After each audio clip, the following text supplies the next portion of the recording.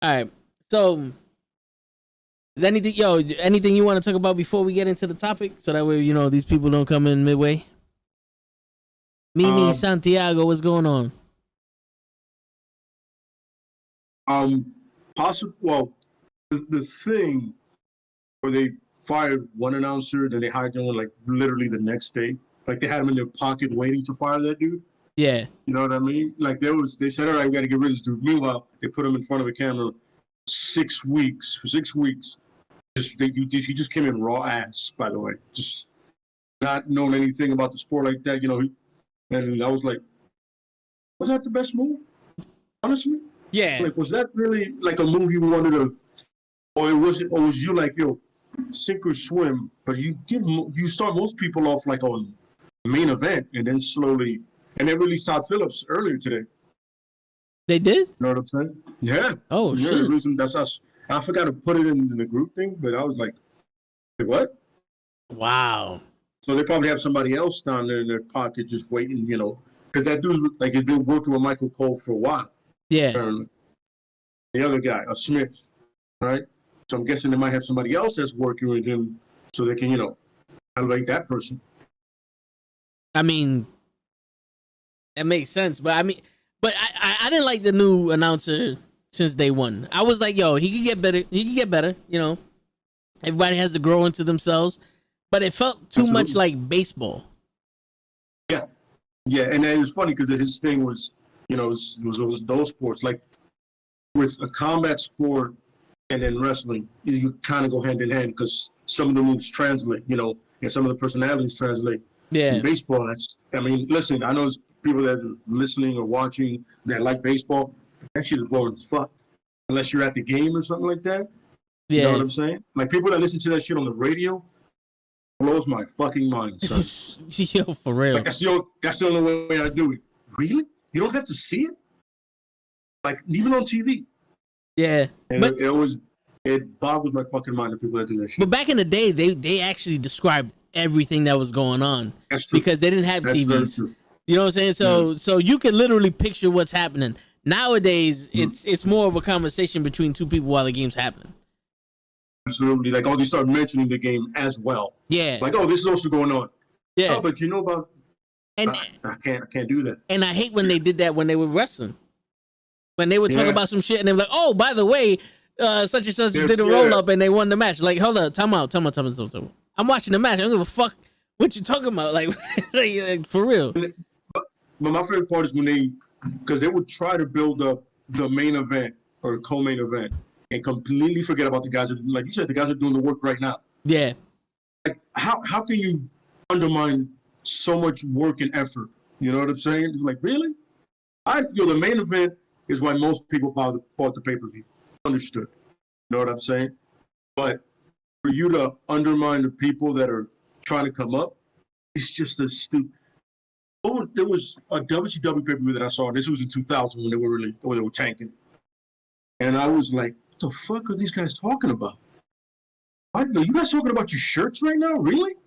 There's a cruiserweight match on. You guys talking about your fucking dick. Yeah.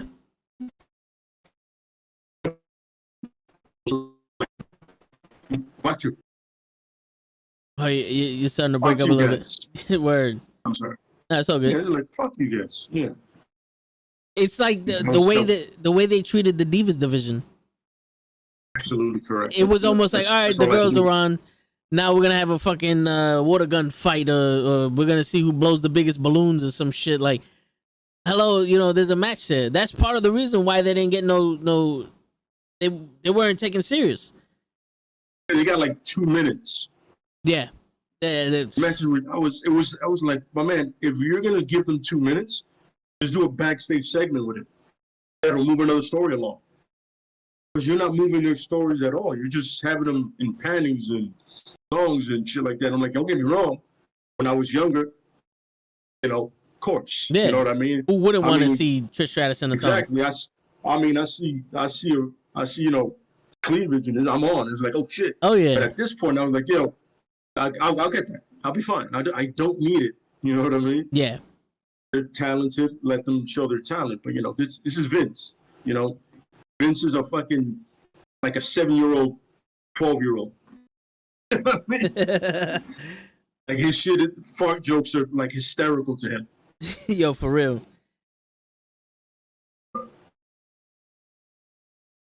Yeah, I finally caught the Shawn Michaels biography. Yeah. And I'm sitting there, and they made mention to how it was like if the Click said something, it went, and then Vince McMahon was like, he did the thing. He's like, nah, they didn't run the show, but they had good ideas. It was like, come on, man. Oh, come on, son. It's like, come on. Come on, son. Really? Yeah, that literally really? just like solidified any accusations of that. Yeah. They had good idea. My man, just tell me they had you by the balls. Yeah. Just say they had you by the balls. It's a good idea. It's a good idea to fire these motherfuckers. Like, come on. You know, it's funny.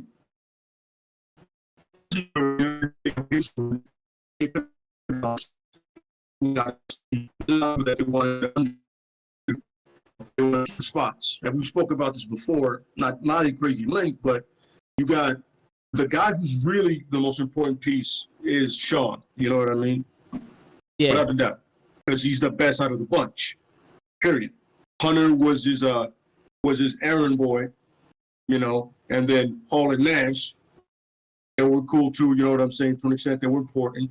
And then, you know, Sean Waldman, whatever you want to call him, he was just cool with them. Like, they liked him, you know. Bunch of white guys that like each other. What a surprise. You know what I'm saying? Yeah, for real. I didn't see that coming, right? But meanwhile, you have The Undertaker chilling with Samoans and every other kind of dude back and forth. But they're bigger guys than the other crew. So you know what I mean? It's like you got these really big guys, and these guys have two big guys. But these other guys are extremely big. The Undertaker, Yokozuna, the Godfather, Midian? No, not Midian. Midian and Godwin. And it was somebody, I think Savio Vega, I think. We'll call the Bone Crew or something like that. You know what I'm saying? And it was them on one side, and then it was Shawn Michaels and them dudes on the other side. You know what I'm saying? So you're like, all right, I see. You know what I'm saying? And the Undertaker was just strictly because he's been there so long. Like that great, awesome rumor of him doing the whole taping up his fist going, you gonna do the job. You're gonna do the job, son. It's gonna happen. Word. Or we're gonna scrap. You job or we fight. And then you job anyway. You know what I'm saying? Yeah. But yeah, I got you. That whole thing of good ideas. All right, Vince. That's your spin on it. Yeah. But it showed a light to how good he was, but how better he was when he came back. How much better he was. Yeah, because he had left all that immature bullshit behind, you know? He just came back to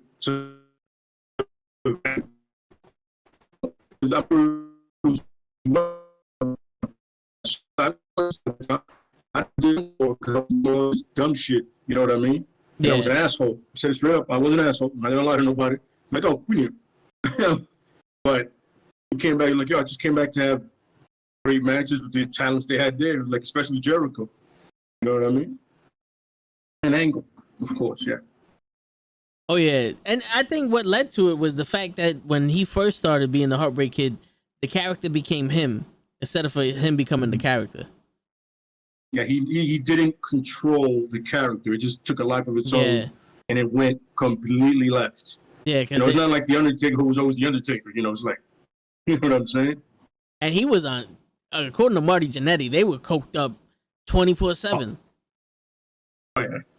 Yeah, there's a great story, right? Where it's the Rockers, and I think it's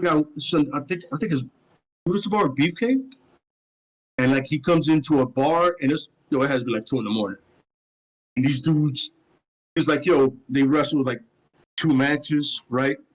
One, and then they have the break, and then they had another match. So we were part of the tag team match, and then like a 4-on-4, and the bar was like, they told him, I think some of your wrestling friends are in there. They were like, oh, cool. See what it is, I'm up, they're up. And he said, you would think they would be done.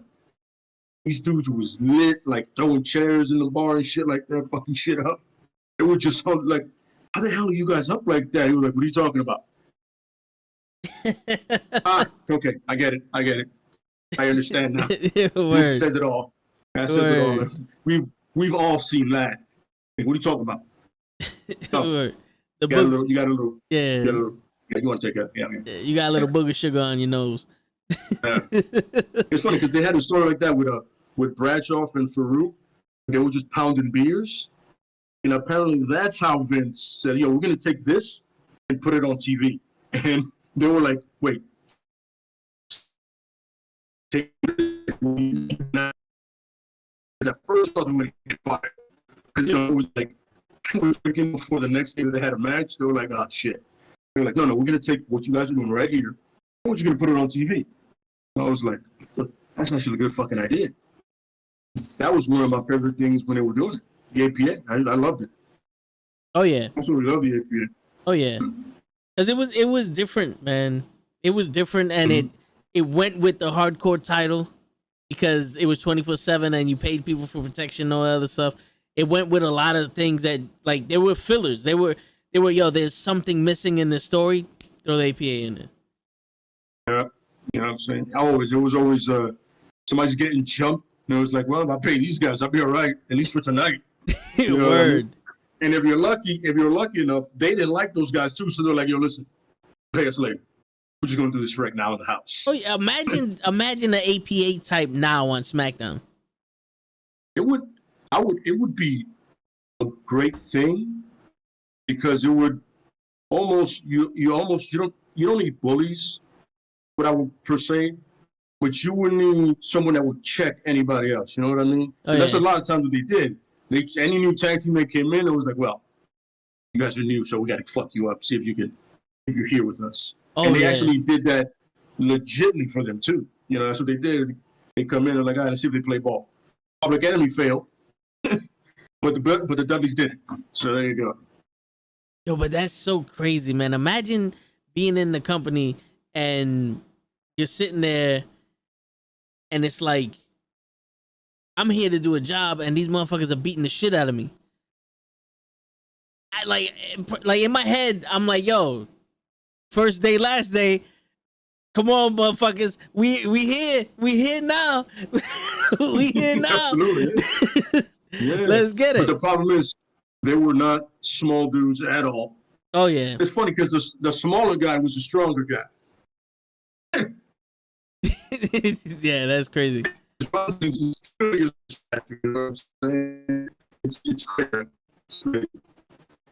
Fun too, but crazy. Yeah. Shit, man. I was watching Beyond the Mat, the Dark Side of the Ring, with this guy who's supposed to be like the death match king or some shit like that, and he fought David Arquette, and David Arquette was like, I want to do a death match with you, and I don't mind any of the shit, just don't cut my face. Like, I'm an actor, you know, don't cut my face. And in the middle of the match, he takes a pizza roller and goes over his forehead and like slashes his face, and then goes in his mouth and like slashes his lips and shit. And then you see the match, the part of the match where he has a fluorescent light bulb and he's gonna cut his face again. And he cuts him and David Arquette moves like he did. You can see David Arquette, fuck this shit. And he wrestles him down, but the guy cut his throat. And he started grabbing his throat. He's like, oh shit. Like, oh shit. And the guy even says like, yo, did I just kill David Arquette? And he looks, he's like, oh nah, I didn't hit no artery or none of that. She's like, I've done this long enough, you're good. But David Arquette was so pissed off. Like, if he didn't cut him in the throat by accident, David Arquette would have turned around and started wailing on him. And I'm watching the match. Shit. I'm watching the match, to be honest with you. It was like, I get it, it's wrestling, homeboy, but don't take a pizza cutter to my fucking mouth. I think I would have turned around and fucked you up too. I mean, the light bulb was, because that shit is insanely sharp, man. Oh yeah. It's like once you crack that shit, son, it's over. That shit, is automatic blood wherever it hits. Oh yeah. That shit is, and then you don't want none of that shit to get in, because that's a whole other problem you have right there. You know what I'm saying? Because I'm pretty sure something like WWE, if they were to do it or anything else, they would have them specially made. Oh yeah. Like they do everything else. Like the sugar glass. This is literally just fluorescent light bulbs. Right? The shit is, you don't have the money for that, so you got to buy what you can do we're gonna go to Home Depot and we're gonna get a shitload of those guys. Oh yeah, yo, in that same documentary, the guy was having a death match with some dude from Germany, and the beginning of the match, he throws him into the ropes. Now there's like they duct tape the light bulbs to the ropes, pretty much. So the guy throws him to the ropes, and he goes through the light bulbs and lands on the floor. And you just see blood squirting out like a Quentin Tarantino movie because he cut like a fucking artery or some shit under his arm. And they had a helicopter him out of the ring. And he's like, nah, fuck that. I'm ready to die in the ring. And I'm like, yo, bro, you fucking stupid, man. Like they're trying to save him. And I'm like, I get it. But bro, there's commitment and then there's stupidity. Yeah, I'm with it. I'm with being 100. I love this so much that I want to wrestle again. No, I'm good. Take me away. Yeah. Yep. Let's go. You guys are right. Pat it up. Get me out of here. Go.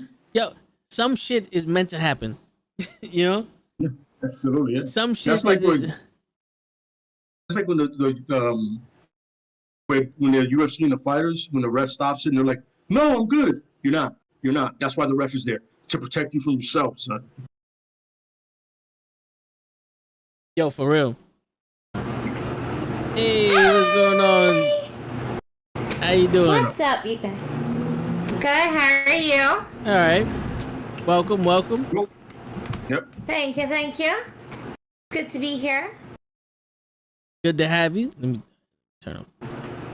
So, everybody, this is that diva Gigi. She's here to talk wrestling with us. Yay! Yeah, so we haven't started the topic yet, but we was talking about beyond the dark side of the ring with the hardcore dude. I don't know if you saw that episode. It's kind of new this season. Wait, are we talking about oh my god, he's like beyond extreme, like yeah, the king of the death match. Are we talking about yes, yeah. Nick Cage. Yes. Nick Cage.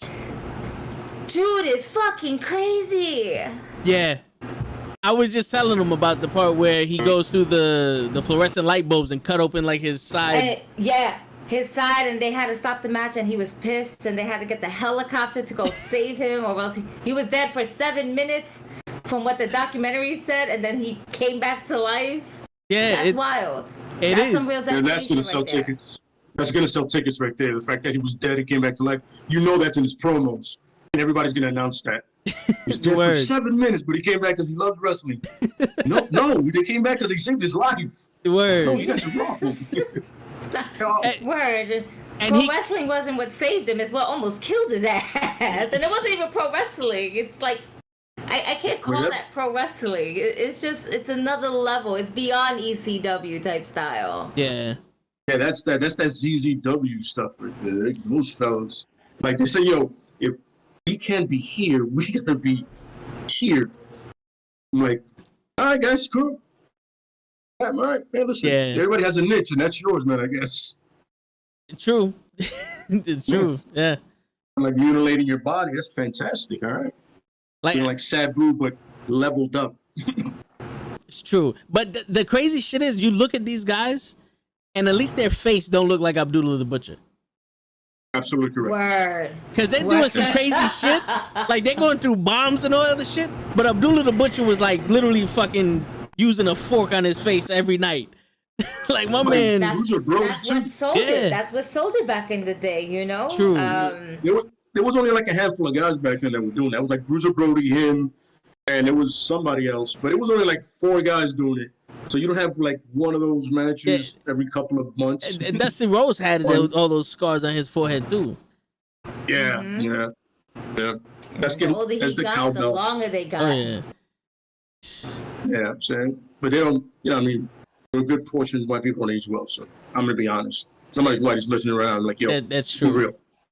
When you're 15, you look 30. So stop. We've seen you guys. This is true. It is, yeah. I've seen some people like, oh, I'm 23, and I'm like, wow, you look older than me. White people don't age well. They don't. They don't. Not at all. You got like Paul Rudd and Dick Clark you had before. Paul Rudd looks the same. I remember I saw like what was it? He was in a Halloween movie, like one of the one of the horror movies. And I'm like, oh, shit, just like it's him without a beard. That's it. Same guy. Face doesn't change. It's the same dude, same lines. You're like, how the fuck does he do that? He must put his face in like candle wax or some shit every time he goes to sleep. It just preserves it on some wanted shit. That House of Wax, was it? That fucking horrible movie. Bro, with Paris Hilton? Yeah, she was so bad. Oh yeah. I mean, it was fun when they killed her. That was my favorite part when they killed her. That was hysterical. That was like that was the best part of the movie. Absolutely. Yeah. Like if Kim Kardashian would be in a Halloween movie and they offed her, I'm in it. I want to watch that part. Word. Absolutely. And get the whole fam too while you're at it. Word. Get the whole fam. Just make it a literal slashing, him going up and down with that knife, that butcher knife that he always finds is like this big. Yeah, we might be able to get him. We might be able to get him in Sharknado 15. I don't know how many Sharknadoes have been lately. Was he Kurt Angle in one of those? I believe he was in one of those. He could have been. Everybody was in one of those. I think he's like a cameo type shit. Yeah. I was like, wait, was that Kurt Angle? Yeah, it was. Who's Kurt Angle? Who's that figure on? Surprised if you. What happened? Who's that figure in your background? What? Okay, it's Paige, right? That's Paige. I know Paige because I see the paleness. That paleness. Oh yeah. Absolutely. You got Paige here. You got The Miz here. You got Shawn Michaels, and then you got Eddie Guerrero. Okay. That clap is for The Miz. Listen, hey, I am a misfit. I am a proud misfit. I don't give a fuck what anybody has to say. I was all for it, especially when he won that first title at WrestleMania. I was all for it. When he lost it, I was like, yeah, it makes sense. But I'm with it. I am a misfit also. He earned my respect when he went from the real world and became WWE champion. I was like, you know what? My man did it. You can't take it away from him. I respect what he did, but my favorite stories were him getting bullied by Bradshaw. Oh, yeah. And props to him for not quitting, because most people would have probably folded, besides the Blue Meanie, because he came back at him. You know what I'm saying? But props to him. I'm like, hey, props to him, I get it. But when he won the title, I was like, well, this is where we're going now, huh? Right. Okay. And then they booked it hard. They booked it horribly, too. But they booked it horribly. It's like they booked him like Jericho almost. You're like, I understand you're like a coward heel, but Jesus. He win a match at least with the belt. And not like somebody helping him. Yeah. But I mean, he did beat Jerry the King Lawler. For whatever's that word. Yeah, that's what we're doing, right? That's what we're doing? Okay. It was the best ladder match Jerry the King Lawler's ever been in. And probably the only ladder match Jerry the King Lawler's ever been in. True. I don't see Lawler doing somersaults. I'm sorry. I don't see that. No, not anytime soon. Oh, no. He ain't no Shelton Benjamin and Kofi, baby. No. Yeah, we don't need him to be doing some things like that. Oh, yeah. We don't need a heart attack in midair. That's just not happening. That's just terrible. I didn't want to say it. Oh, man. I didn't want to say it. It's all right. I'm glad I wasn't the one. That's why I'm here. Yo, I was this close. If you didn't say it, I was going to say it. Right after you finished talking. It's the most obvious statement. You know what I mean? Because he caught it at the announcing position. So, that's as bad as you're gonna get during a live show on Monday Night Raw. Here you go, literally. You want to try to traumatize a million kids at once? Oh yeah, there it is. For the second time, because they did it already with Owen Hart. Right. You know, with Owen Hart. Yeah. I remember I was watching that and I was like, wait, what just happened here? I saw the blue blaze descending and then it cut. Yeah. Oh, damn, that was a bad thing to say. It cut. Damn, okay. That wasn't right. No, but I just realized what I was saying. It went to black. That was wrong. Yeah. Yeah, suddenly. But it was scary though, because I was like, yo, is this are they fucking with us? Are they they have to be fucking with us. There's no way in fuck that he's dead. No way. He's gonna come out on Raw and he's gonna be, I got you. But nope. Where does it work? It was a work. Yeah. Absolutely, that's what I was thinking. I was like, it's not a work. Nope. No, Absolutely, shit. no. That was crazy. I remember watching that live with my pops, and I was like, "Oh, there it goes. Why is he turning sideways? Oh, what's going on?" Like all you saw was him dropping down. They did videos and whatever of him, and then next thing you know, you see him drop a little bit more, but now he's like this, like slightly, and then they just completely cut off. Went into like the scenes of the crowd and everything like that, and then you hear, "Ladies and gentlemen, this shit wasn't supposed to go down like this, but this is what happened." It's wild. And I, not for nothing, I respect Owen Hart's wife in deciding of, not putting Owen Hart in the Hall of Fame. It sucks because us wrestling fans want to see him in the Hall of Fame. But out of respect of what has happened, you know what? I don't blame her for feeling that way. And then Vince wanted to take advantage of it and use it. Of course. And Brett is like, what the fuck is wrong with you, son? Are you bad shit right now? Are you serious?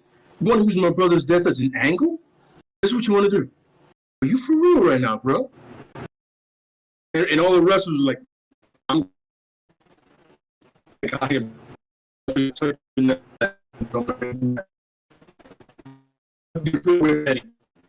saying it. Yeah. You said that whole Eddie's in hell thing. I was like, whoa, wow. That was a lot in a little time. In that Dark Side of the Ring documentary about Owen Hart, she even said it that when she sued the WWE, the family turned on her. Mm-hmm. The Hart family turned on her because you don't go against the business. But it's like, you fucking killed her husband. Because that was supposed to be a punishment. Check the ropes. Because that's what I heard. With the blue blazer was supposed to be like a punishment. Right. It was a thing on him. It's very similar to like how like New Day, like when they first arrived, that was more like a punishment for them, but then they somehow turned that shit around and made it the hottest thing ever. Owen Hart was going to go ahead and do that because he can play any character. You give something to Owen Hart and he's gonna play it up. Yeah. He's gonna sell the shit out of it. Yeah, What's it called? They call it turning chicken shit into chicken salad. That's what they call it there. Like give me the shittiest thing and I'll figure it out. I mean, even Cody was doing it with Stardust as much as he could. You know what I mean? Yo, he did as much as he could with it. He was like, fuck this shit. That shit made me laugh. Shit made me laugh. I'm not gonna lie. I like Stardust. I like what he did with Stardust. When Goldust did the and he did the, I was like, yo, my man did yo, my man, he did some shit right now. It's in the genes, man. It's in the genes. Like, look, there was a punishment to Dusty. That polka dot shit, but he brought it over because it was Dusty. Because Dusty can do no wrong. You're like, oh, you want to put me polka dots? Fantastic. I'm not in the main event. Great. I'm gonna get over it anyway. Oh yeah. And he did. He did. You remember the chick he was with, the black girl? What was her name? I don't know if you remember. Was it like Sapphire or some shit? It was Sapphire. Sapphire? Yo, even she got over. Big time. It was like so out of place to have her with Dustin, but she got over too. It's like you know what? I'm with it. I get it. I mean, it's in polka dots. But I mean, how seriously can I take this? Oh yeah. But it's entertaining. Yeah. But he made those polka dots famous, though. Here's the funny part. Brutus the Bar Briefcase was not a ring. He just wanted to do that. I always thought it was for years. But he literally wanted to do that. I was like, what? He chose that gimmick? All right, whatever, man. Cool. And he didn't do it very well. No, not at all. Yeah.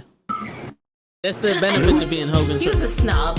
He was a snob when I met him. I mean, but he's a snob. He was Hogan was his boy, so no matter how fucked up his angle was, he always gonna have a job. He's the guy next to the guy. You know what I mean? And he was always next to Hogan. Oh, yeah. Always. Oh yeah. I mean, between him and Jimmy Hart, always.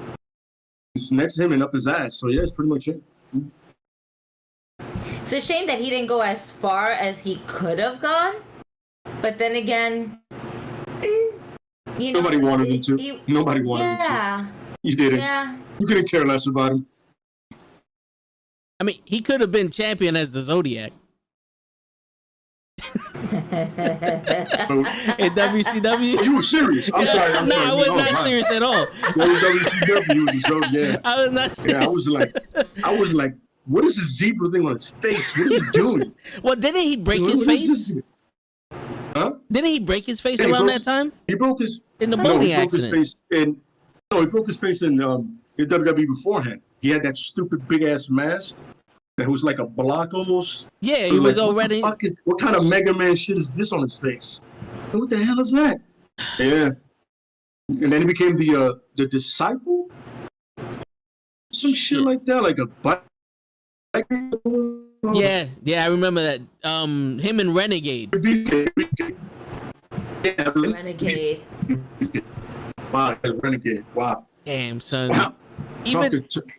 They didn't even try. Yeah, even the whack wrestlers got fucking memories, bro. That's crazy. Cause you can't believe somebody actually legitimately did that, like the fake Diesel and Razor. I was like, wait, I'm sorry. That was the most insulting thing you can do to fans. Yeah. We were like, what? They're gonna be on both shows? How is this possible? Get the fuck this shit, WCW. Yeah. No, you will not disrespect me like that. It kind of made Kevin Nash and Scott Hall more legitimate. For surviving that. Yeah, absolutely. Yeah. Kane is a fucking master, bro. And Dr. Yankum and all that shit. I can never go to the dentist without thinking about that Dr. Yankum. I'm like at the dentist, like, nah, this nigga's gonna come around, like, smile for me. And I'm like, ah! No, like, nah, we don't, no. I love the angle that he was. He was like lawless personal dentist. Yeah, I was like, he was lawless personal dentist, yanking out them teeth. I was like, this is your personal dentist, really? I mean, his teeth are horrible too. So how good is he? Remember that "Would You Kiss My Foot" match? His feet wasn't looking pretty either. So who knows what type of person he had doing his feet? My man's foot was green and black and yellow. Yo, he put all the food colors in his sock and was like, "We're gonna sweat it out." Oh yeah. You're like, and then Bret Hart like shoved his fucking foot all the way down his mouth too. It was like, damn, how flexible is this motherfucker? It's like, there's committed, and then I'm like, my man, I'm sorry, you have to draw the line somewhere. Like me, I would have. Where would you? If Orton spit in my face, I would kill that man right there. I don't know about that.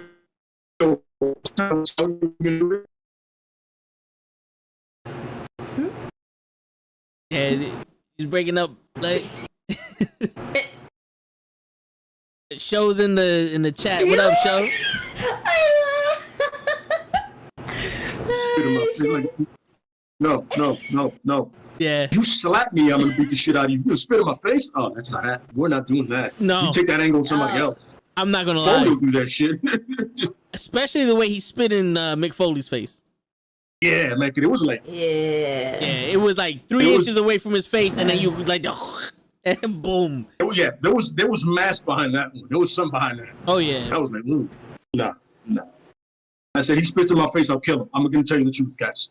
Back in the gorilla area, he spits in my face, I'll kill him. Just throwing it out there for you guys. I'm gonna murder one of your top stars on live TV. I'm gonna be real with you guys. Yeah, there's a lot of shit I see that I'm like, yo, I think I would have really fucked this dude up, or at least tried. There goes kayfabe out the window. You're like, we're gonna break character. Yeah, unless we agreed on it beforehand. All right, but if you're just gonna pull this shit out of nowhere, like, hold up. I'm a man before anything else. You're not spitting in my fucking face.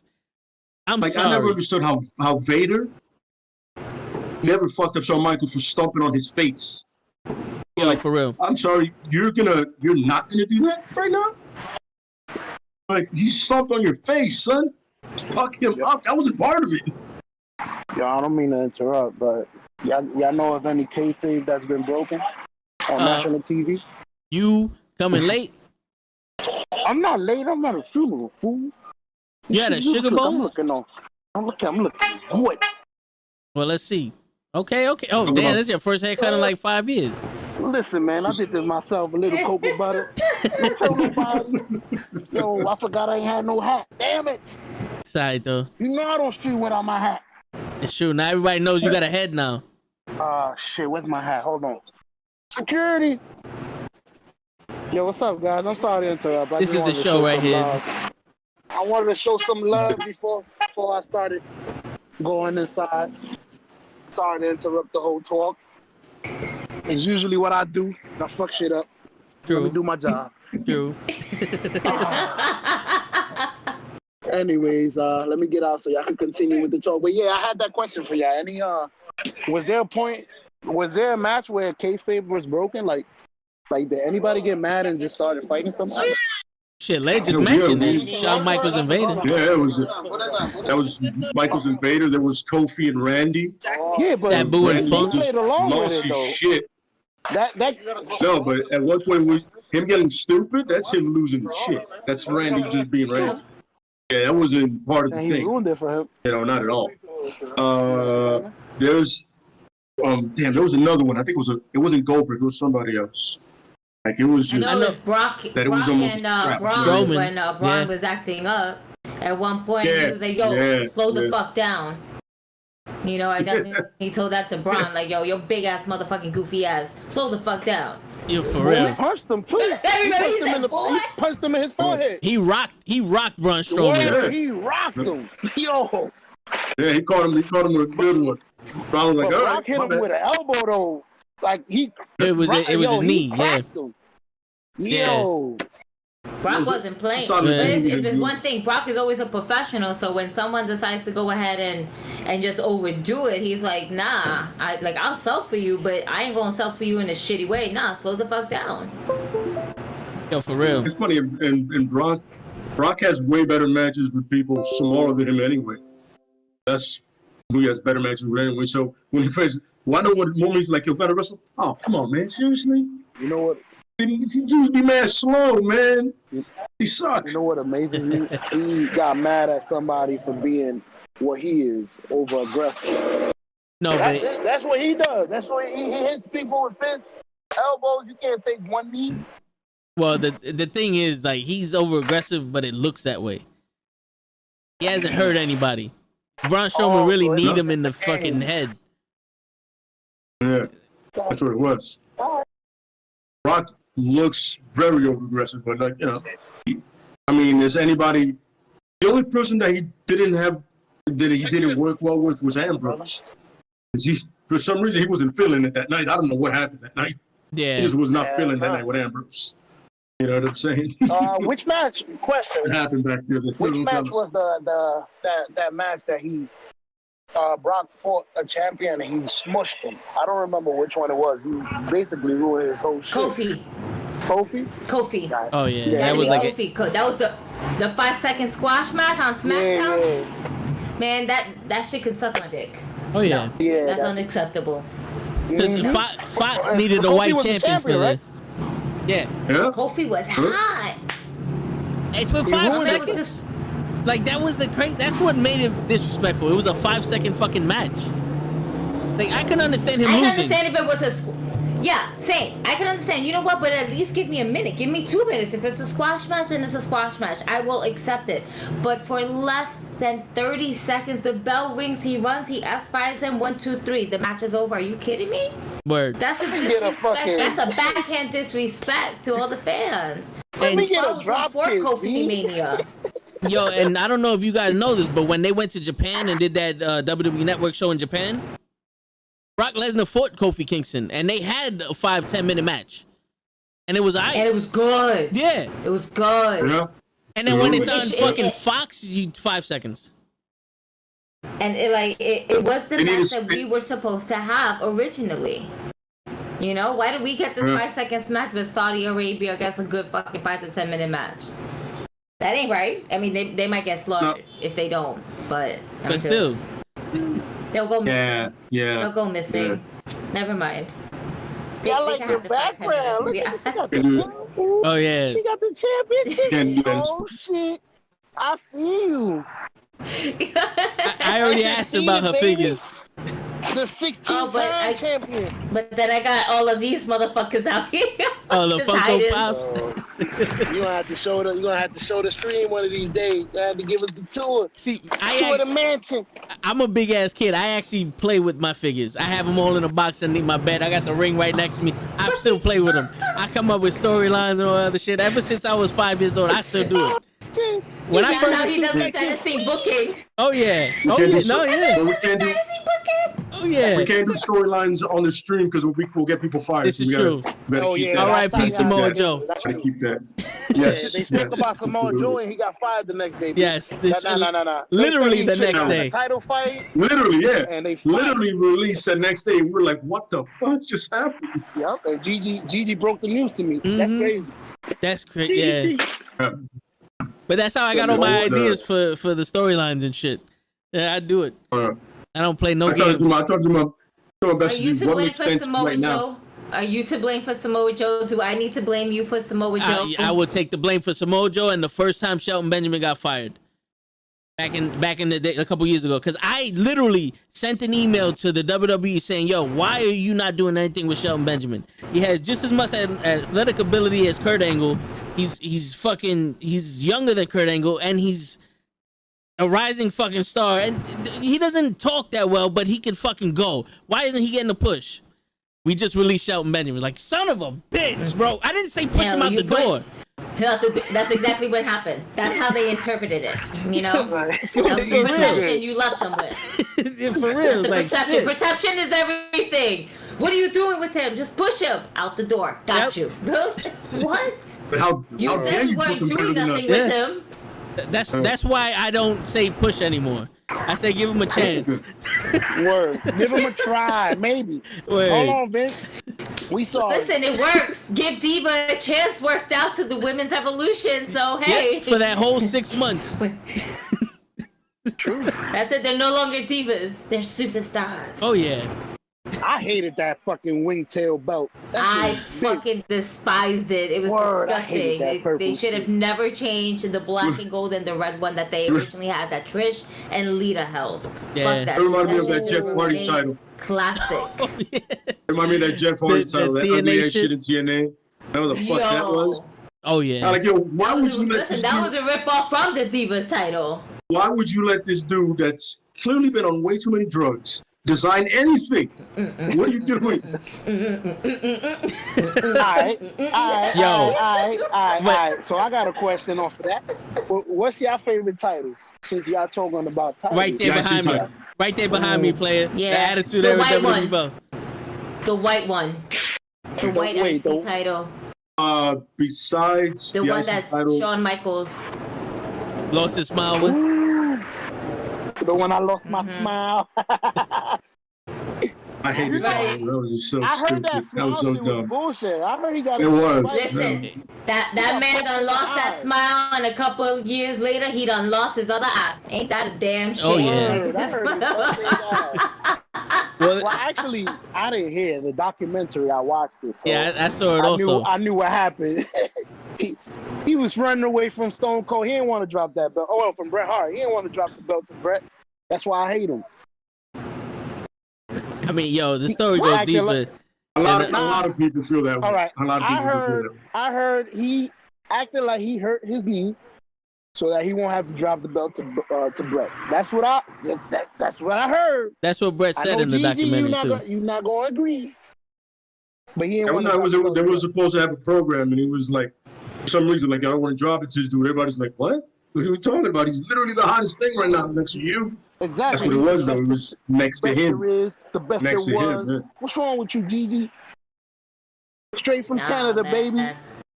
I like to go to the Heartbreak Hotel. Fuck up the hotel room. Yeah. Listen, my daddy taught me how to fight. Super cake.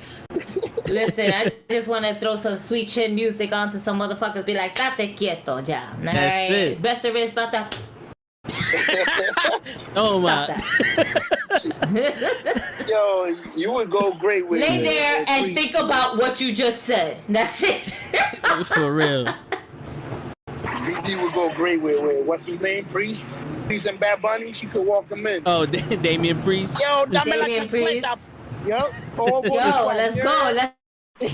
My body niggas. And yo, shout out to Bad Bunny for fucking doing his goddamn thing at WrestleMania. Yo. I'm not even just proud of him as a body, but I'm proud of him as actually a celebrity who actually took his passion, because he is a fan like the rest of us, like a true dedicated fan like the rest of us.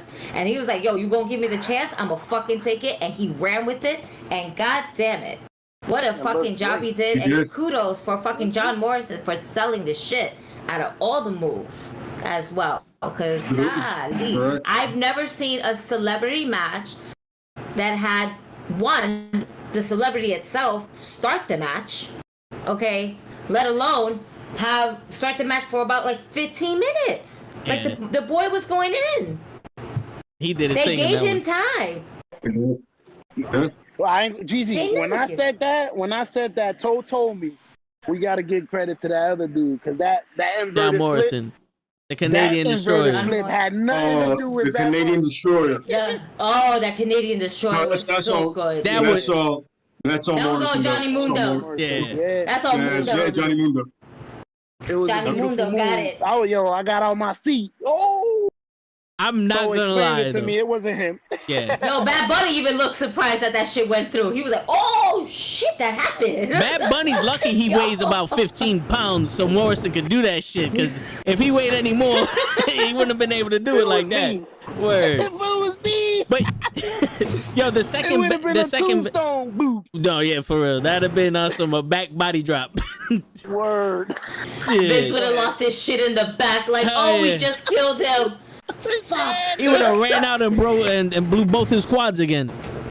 Oh, shit. Shit. That's one of my favorite moments of all time. I'm like, what's wrong with his Yo, that was crazy. Yeah, I see what happened. But what happened. Stephen Amell, I would have to say, is like number 2. Yes. Yeah. Number Yes. 2. In AEW, when good. I was so hyped to see him when he did that shit. He has a wrestling show now, like a wrestling show now, like a series about him being a wrestler, him and his brother being wrestlers. Yeah. Did it come out already? I don't know. I don't know if it dropped yet. I think it might be like in June or something like that. Oh, okay. But yeah, like I'm props to him. He's also a lifelong fan, so. And he's really cool with Christopher Daniels. That was his match that he had in was it All In? He had the match with Christopher Daniels in All In, yeah. Yes. Yeah, and he got cool with Cody because Cody did Arrow. He got cool with Cody. And and in SummerSlam he fought Cody with Neville. Yeah.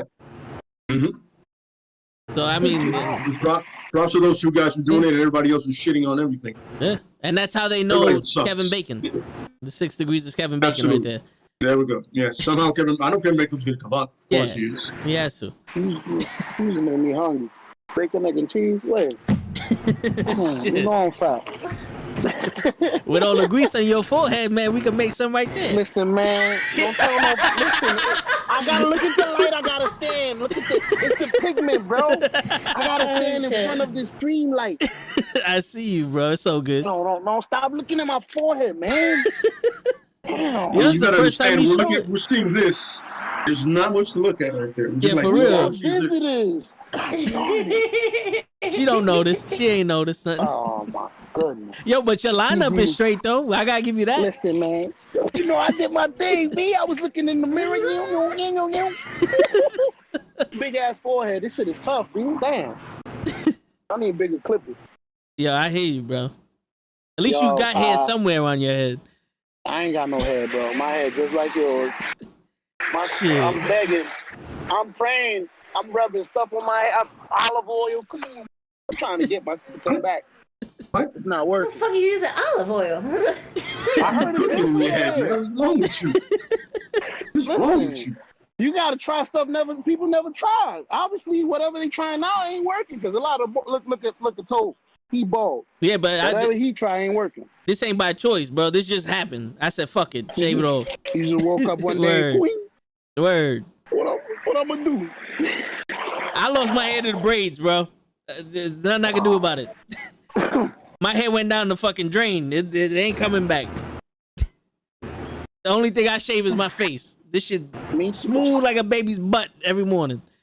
Hey, it's easy to do. Yo, I forgot. I had a question for y'all. Since we was talking about the Canadian Destroyer, I know I've asked y'all what's your favorite finisher, but what's your favorite move? Period. It don't got to be a finisher. It could be a Boston Crab. It could be shit. Who was it that I saw that did like a crab? Damn, it was a female. Remember when they used to the person used to lay on their back, and the person used to step like on their knees? Like they used to laying down like on this, their stomach. surfboard. Yeah, he's talking about the surfboard. Yeah. About the surfboard, yeah. Damn, yeah, good, because that explanation was fucking terrible. It was, because you said lay on their back, and I'm like, Look at that. motherfucker, there ain't no lost. submission. You laying on your back. But They when lay I on their stomach. And You stand go on your- behind their knees, grab their arm, pat. Let's. I mean, I used to love moves like that, like little fancy ones. Put them in the air, the crab. You know that don't hurt, but yeah. it's just fun. I mean, if somebody It was gonna standing hurt on my when she knees, land on your ass the wrong way. for real, ain't no weak shit there. You're gonna be like, "Wee," she gonna be like, "Fuck!" Oh no! Broke my back. Man down! Both my put the ankles X are up. broke. Look up the stage and put the X up. Somebody's My fucking quads! My quads! Yo, for real. At night, Someone you called watch it, Kevin man. Nash. Oh shit! Oh, Damn, son. I remember that night. He reminded just, me. I was like, oh, it's over for him. We'll never see him again, and we didn't after that. Yo, I mean, the worst one was Psycho Sid though. I was Oh, about to no, say that was. Worst That's thing- not even a that- quad. That's a clean break. Yeah. That nigga did an Anderson Silva before Anderson Silva even thought about I- shit. For real. And off the And middle I'm rope, like, yo, what motivated him to do that? I'm like, nobody's done that before. Yo. Why would you be the first? I was sitting there like, one, why did he do a big boot off the middle rope? And two, how the fuck did he break his ankle from just landing from the middle rope? It's a lot of weight on one leg, son. I hear It's a you. lot of weight. But yo, Coming dude, off with 9 pounds. it's of- more dangerous for what, him to force? get out the ring than it is for him to jump off the middle rope. I was like, Apparently he damn, was son, wrong. that was crazy. That was My favorite part is that they stayed on it. They stayed on it and replayed it like 10 times. Oh yeah, that was the Like, only oh, shit, interesting part of that shit, match. You keep showing it. You could cut it off. like a paperclip. That was the the crowd. we understand it's not a work. We got it. that was the Yes. best part of that match though. Stop.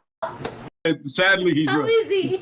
Sid No, and not the Scott best part. Steiner. It was the most interesting part of the match. You started to care, like, oh shit, it's over for him. Word. That's the worst injury I've seen. Aside, And then you're like, worse than the Stone Cold. oh, why? Why are you doing that? All of Well, that. for the shock Well, the Stone value. Cold's, yeah, Yeah. because I mean, seeing it Shock snap value, like that. Yeah. Okay, because Stone Cold got his neck sat on.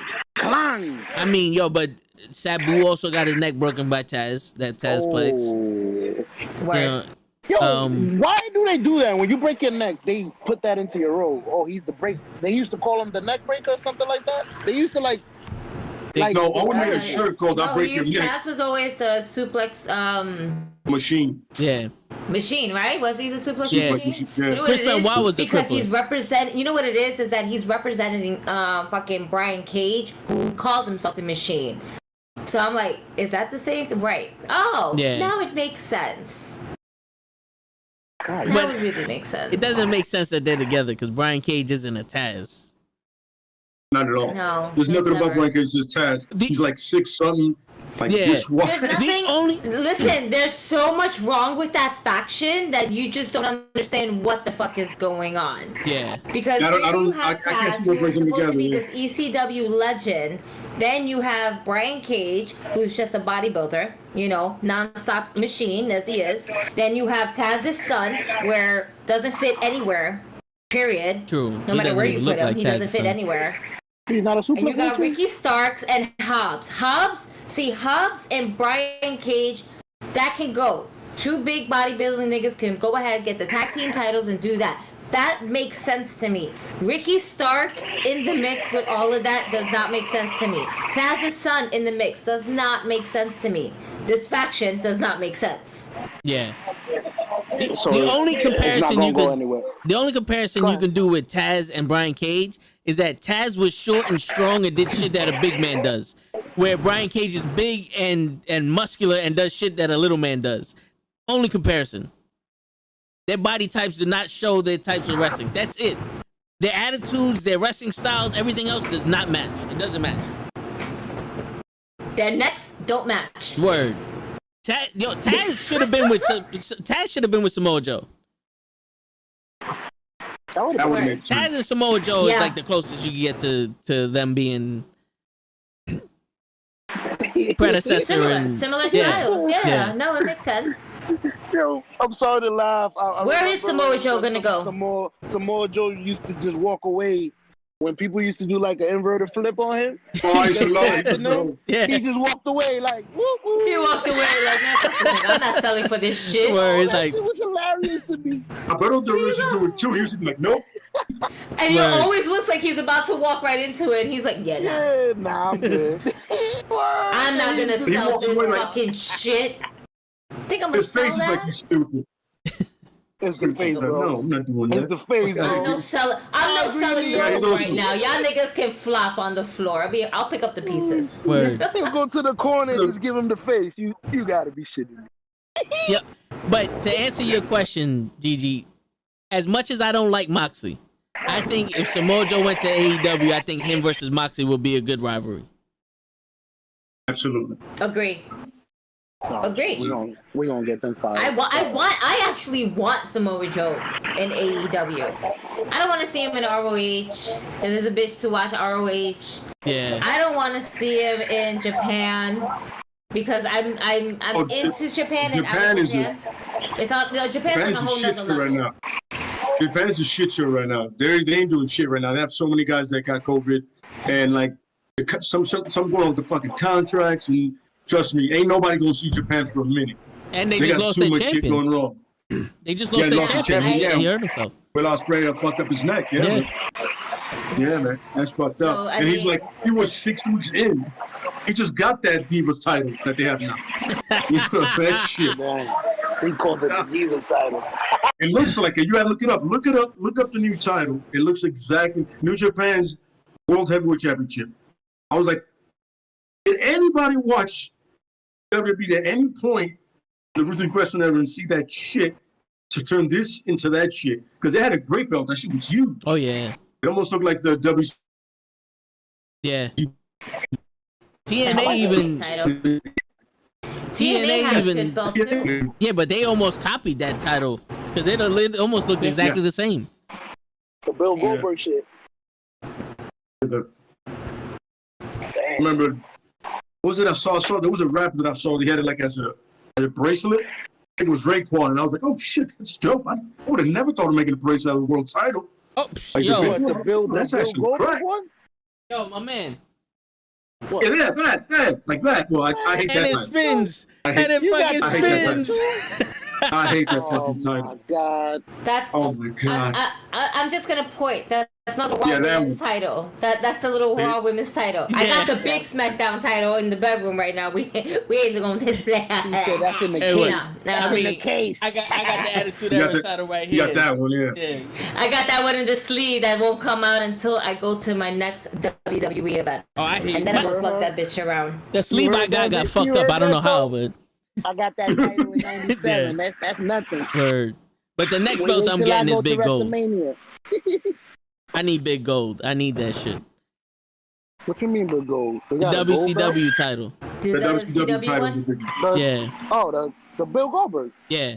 They call it big gold because it's a big gold belt. Because that's the only guy that ever held that title. Snuff. The only guy that ever held that title. Really? I thought the only guy. Spray paint on it or something. Now that's the one I want. Yeah, let me get that NWO one. Yo. Not no new shit. Let me get the original shit. Yo. Hogan sells that shit on his website. In Miami, he has a store. Fuck Hogan. But that shit's expensive, though. Oh. She wants it, but she don't want to support Hogan. We got a Hogan No. fan here, Gigi. Yo, We got the Man, biggest fuck Hogan. Hogan. Look, Hogan's on No, the you know what's wall. terrible? Yo. He's a great guy, but he's such a fucking racist. My God. look at my Hogan. picture with Hogan right there, How right dare you. there. Me and I Hogan. got one. It's just not displayed. No, And we then- can't put that up. Just like we can't post up Velveteen Dream. We can't And I post got that Bruce nigga up. Leroy. Hogan and Bruce Leroy, my two heroes. Look at that. Bruce Leroy wasn't even a boxer. Yeah, wrestler. My bad. Bruh. He wasn't either one of them, show. A boxer or a wrestler. Oh, man. Listen, I don't gotta worry about Hogan because Booker T's coming for that nigga. That's it. That's all I know. Oh my God, man. Yo. I love that whole thing, man. Hogan, we coming for you, nigga. Fuck. Instantly. Listen, I just want to know when I ever get a chance to meet Booker T, my first question will be something about that, but I just want to know what the fuck did Sensational Sherry had to say when that promo was cut? Like, oh, you fucked up. Nigga, you fucked up. Yo, Oh, but Booker, yeah, he was also. Oh, she was the Who did only that? one, though, straight-faced. She was on some, you didn't say that. And she's like, yeah. No. And everyone else was like, No, what but the fuck? when you look at the promo and when you look at her face, she goes like this. And I'm just like, let me get it. I'm just Let me like, get in this real quick. what's on her brain? I want to try to salvage I you. Like, let can't me get in believe this you real gonna quick. be in trouble. The funny part, I would have been like, nah, I'm good. I'm like, yo, no, we're good. We get it. It's normal. You Niggas like- spoke Did he the way get no you heat used for to. You're good. Oh, he got heat for that. Yeah. Listen, Oh, yeah. at that point, you have to think Booker's like this. Shit, I'm about to lose my job. Yep. Hogan gonna pit me. I'm done. There goes my career. And that's how he looked, too. Because he was like, we coming for you, niggas. Fuck. Oh. Instantly, bro. We're gonna lose tonight now. My We man done. Stevie Ray's like, We done, bro. ah, shit. Say you got too hype, man. You got too hype. Yo. You're good, bro. But Word. you, He believed in that promo. but yo, everyone glosses over the fact that Vince McMahon said it. Like he said it to Yeah, he John said Cena. that. He's like, "What's What's up, my nigga?" My nigga. And no, yo, it was never mentioned again. Never mentioned again. I'm the owner, bro. I can say whatever I want. Shit. You want to Who fucking gon- take who somebody gon' out fire of? me? You want You to can cancel tell Cena somebody? Cena wanted nothing to do with that. He was like, I'm not even gonna finish my line. I don't even Like, nah, say I'm that, good. homie. And I'm the rapper. Hey, yo, Booker T did the tell yeah, I'm me. good. Booker T did the tell me. Yeah. He didn't just say that. And I'm like, yo, I get it, but No. yeah, yeah. You see, that goes along the line about the Randy Orton thing I was talking about. You are gonna get assaulted, son. I just want you to understand what's gonna happen in the process. Like, if you're gonna say that line to me, yeah. absolutely. It's like, no, bro, that's a no-go. All I know is that I will never shake Randy Orton's hand. Nope. After hearing all that shit where he fucking would put his hands in his nutsack, shake my hand. Because if you don't, I'm going to tell niggas that you don't want to shake Randy Orton's hand. And He did you that? have people. Yeah, he's a bully, bro. I know it was he's a class A dick. He was shitting in people's bags. Like Stacey Keebler's bag, you shit in her bag. Oh, I heard. Was it Sable or somebody? No, if it was That was Sable, Stacey- Brock would have killed him. Yeah, that was murder. Sable's married to Brock Lesnar. Yeah, but Wait, back in the day, it was Stacey Keebler, I believe. Stacy? Yeah, it was Stacy. Yeah, he got somebody's suspended bag. for. It was Stacy. Yeah, I think it was. In somebody's bag, like traveling bag, like he like just. somebody's wrestling bag. I remember. Yeah, but Yeah. I I don't. remember the story. Yo, he must be well protected because I don't know how he's still walking straight. Bob Orton. I remember he was Last he name was is he was Orton. right on the cusp. He was right on the cusp of becoming part of Evolution. So he was already cool with Triple H and Flair. I feel you, but being from the Bronx, you shit in my bag. I don't care if you on the cusp of God or Jesus, nigga. Word. It's over. Word. Straight punch Yeah. in his face. There was nobody Word. backing up.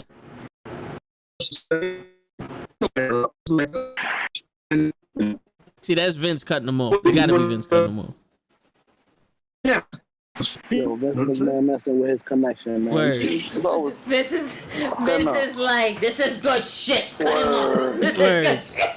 He's like, we can't fire Orton.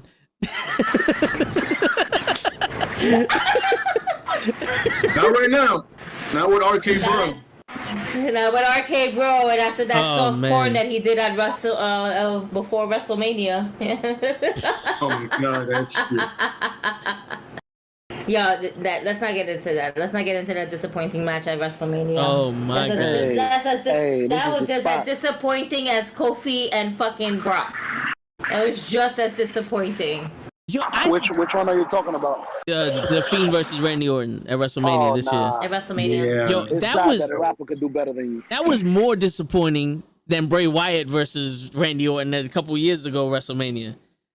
Like, how do you get That's worse? the Firefly? Yeah. The word. Yeah, with the bugs in the ring. Yeah, I was like, what the fuck is this? Why are the worms on? I think it would have been better if Alexa Bliss would have just came out, did some voodoo shit, and he just disappeared. Understand what happened? 'Cause what happened to Bray coming back Wyatt? yet? Yo, everything Also, about that. why are we giving the Fiend's character to Alexa Bliss? She doesn't need it. She doesn't. The Fiend should have been only Bray Wyatt. You want to bring Alexa Bliss in it, cool, but let that shit last for a long ass time. Don't fucking tell us like, yo, this is gonna be like probably even going into the mixed tag team matches or some type of bullshit like that, you know, because they always gonna have something like that along the lines. But you're literally building what essentially is the most dominating couple in this wrestling industry, where not only are they dominant, but they're scary as fuck. And the moment you see them, you're like, nah, I'm gonna go this way. I'm not fucking with them. And then you, one, break them up, which just makes no sense. But then two, pass the character on to Alexa Bliss because Bray Wyatt doesn't want to come on scenes because he's dealing with mental issues. I get you want to have the Fiend character to live on, because right now Bray's taking a step back. But to give it to Alexa, it makes no sense, because Alexa, from what we understood, was possessed by the Fiend for the longest. Then he, opened up their eyes, and then, oh, good, now I get to be this psychopath, the Harlequin times 10, and go absolutely insane. And then now she's the Fiend with a stupid doll. WWE writing, WWE creative, ladies and gentlemen. WWE creative at their best. Yeah. We made Harley Quinn so they could help Natalya and Tamina Snuka win the tag team titles. Absolutely correct. Yep. Which they didn't need the help. They could have done it clean, and it would have been. Look, I'm so happy that they won. Fucking Tamina after 11 years, about fucking time. Pobrecita, she was gonna be like, she was gonna retire with nothing. Yeah. That's Jimmy Snuka's daughter? Yes. Yeah. Maybe they making her suffer because of Jimmy. No, she was. Did Jimmy rape somebody? Damn it. No, he killed somebody. He killed somebody, yeah. Maybe they hold her back because of her father. There was no evidence. I mean, don't get me wrong. Scott Hall shot somebody dead in the 5 feet from him. Scott Hall murdered a man, so there we go. Yeah, it was. Oh, that's true. He did. It was self-defense, but he did murder him, though. Yo, but at the end of the day, he shot him. But he tortured himself had that problems. way. Snuka could could have had the CTE shit. Mm-hmm. There's no doubt about it. He probably did. Because didn't he confess? But they said that he was too mentally ill to be rational when he confessed. No, Vince McMahon said that. Vince McMahon paid these motherfuckers as like, no, there's something wrong with him. He's a wrestler. He does suffer from a lot of concussions. He paid these people because they contacted him. And he ended up getting his lawyers or whatever there. They end up paying these motherfuckers off so they didn't say anything about it. That's what they said in the documentary for Dark Side of the Ring. That all you see was Vince McMahon going in there with some guys with some briefcase, and then next thing you know, you see them walk out with Snuka as a free man. You see? Gigi's on it, B. She got the video. I recorded him. He pulled him out. Put him in the van. That's crazy. And they Secret Service this motherfucker. Vince had the money to do so. He didn't want to get rid of his top talent. He was a top talent. Yeah. If he wasn't a top talent, Vince would have let him to rot. Like, nah, I can't fuck with you no more. It would have been the Brooklyn Brawler. He would have been dead easily. Facts. The best jobber ever. Or Barry Horowitz. True. Or Barry Horowitz too. Him too. I used to love that whole thing. I don't know why. It's the stupidest thing ever. I used to like, how loser are you? You're the only person batting yourself on the back? You don't have friends, bro? What's going on? I used to love that shit, man. Made no sense. I used to love it. And then, like, in his vest, he had the print, his handprint. A giant-ass handprint, like the Big Show fucking. They used the Big Show's hand. He was the only wrestler with, like, a Jewish star on his trunks. I'm like, what? Okay. Throwing out the religion and everything today, Barry. You're right. But with Horowitz, we all figured out you were Jewish from. Didn't have to tell us. Yeah. You got that little bald spot on the top in the middle right here, blink? Uh-oh. You know you wearing that yarmulke. Straight up Jewish. Yo, before I forget... What the hell was the topic anyway? Wait, before I forget, I heard you say Taz is a suplex machine. What's the best suplex you ever seen? Because the other day I saw some Scott Steiner shit. Woo! Disgusting. I don't even think he grabbed him. Did you use a word right there? Sweet. Disgusting. That's how it was nasty. Disgusting?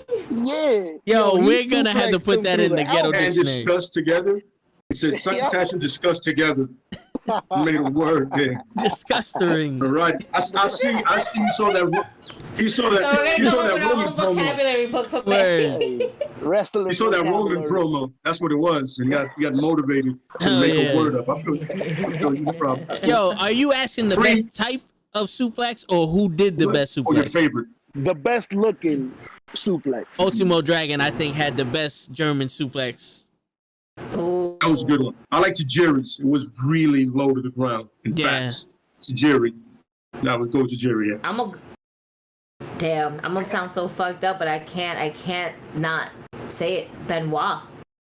Chris Benoit had one of the best suplex. The snap suplex was It's just a fucking guy that I'm saying. Oh yeah. We ain't had nothing to get said. Listen, he's already fired. Don't all that scared to say shit here. Less of that. Above everything else. Above everything else. Above being fired. Less of that. Word. Chris Benoit. Less of that. No scared of saying shit here. I said some mad controversial man was shit. erased from history. Word. Erased from history. But his snap That's suplex exactly was. what happened. His snap No, that suplex was a good yeah. That was a good snap suplex. But his suplex was just, they were quick. They were like on point. He'll come out of nowhere and just like boom, another one, boom. I like his leg stomp when he did it. He lifted the leg up. Yeah, the whole. Yeah, that was nice. Oh no, and of course Kurt, because it's what Kurt does. The release. I mean, extra flex. Yeah, it's Kurt. Nah. And it was really wrong because he throws you, and there's a nice distance for a guy that isn't that big. You know what I'm saying? Anytime you hear about Kurt ankle suplex, the only thing you always think about is that King of the Ring moment with Shane McMahon, and then that motherfucker didn't go through the glass. He had to go twice.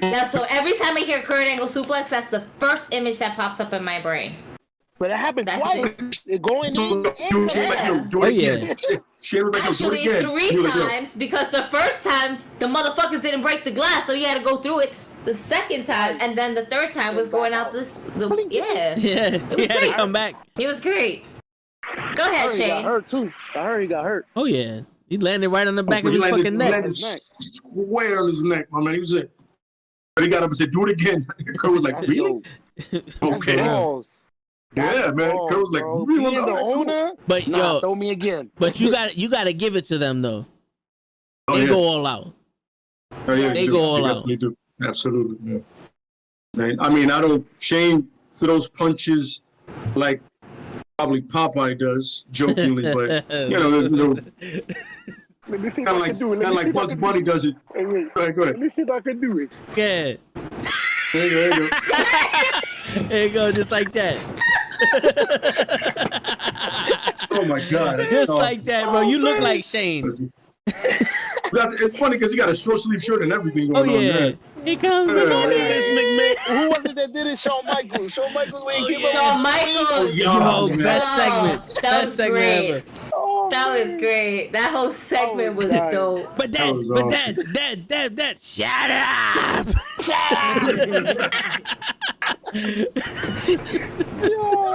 Oh man. I love it. Oh man. Oh, man. That gonna make me go back and watch all this stuff now. Yo, bro, and That's ridiculous, man. they can't do a fraction of that shit now. Oh no, Nobody has a- absolutely not. There's too many sensitive ass motherfuckers out here. They real. can't do it. You're gonna get so much hashtag don't watch this, hashtag don't do this, hashtag. Fuck off. Word. Come on, man. This is Seriously. entertainment. Really? It's be entertainment. I Change remember the channel. I remember how the world just became so I mean, See, Vince cut him off again. Oh no. There you go. I know they Vince watch heard it. you. Where? They watched Vince, him. that damn Vincent Kennedy McMahon. He's up to it again. Can Tony Khan help us, please? Tony? Mr. Khan? Oh shit, he's back! There you go. He looks a little clearer now. So Tony, hire Samoa. We're doing it. Hire Joe, Tony. Hire Joe. Yeah. You're listening, bro. Needs to. You want to. You need to. A big For guy real. that can move. But yo, A big guy that can move. AEW needs to go back to when they first started. They need to go back to that. But it felt like wrestling again. It felt like they weren't doing stupid storylines. They were competing.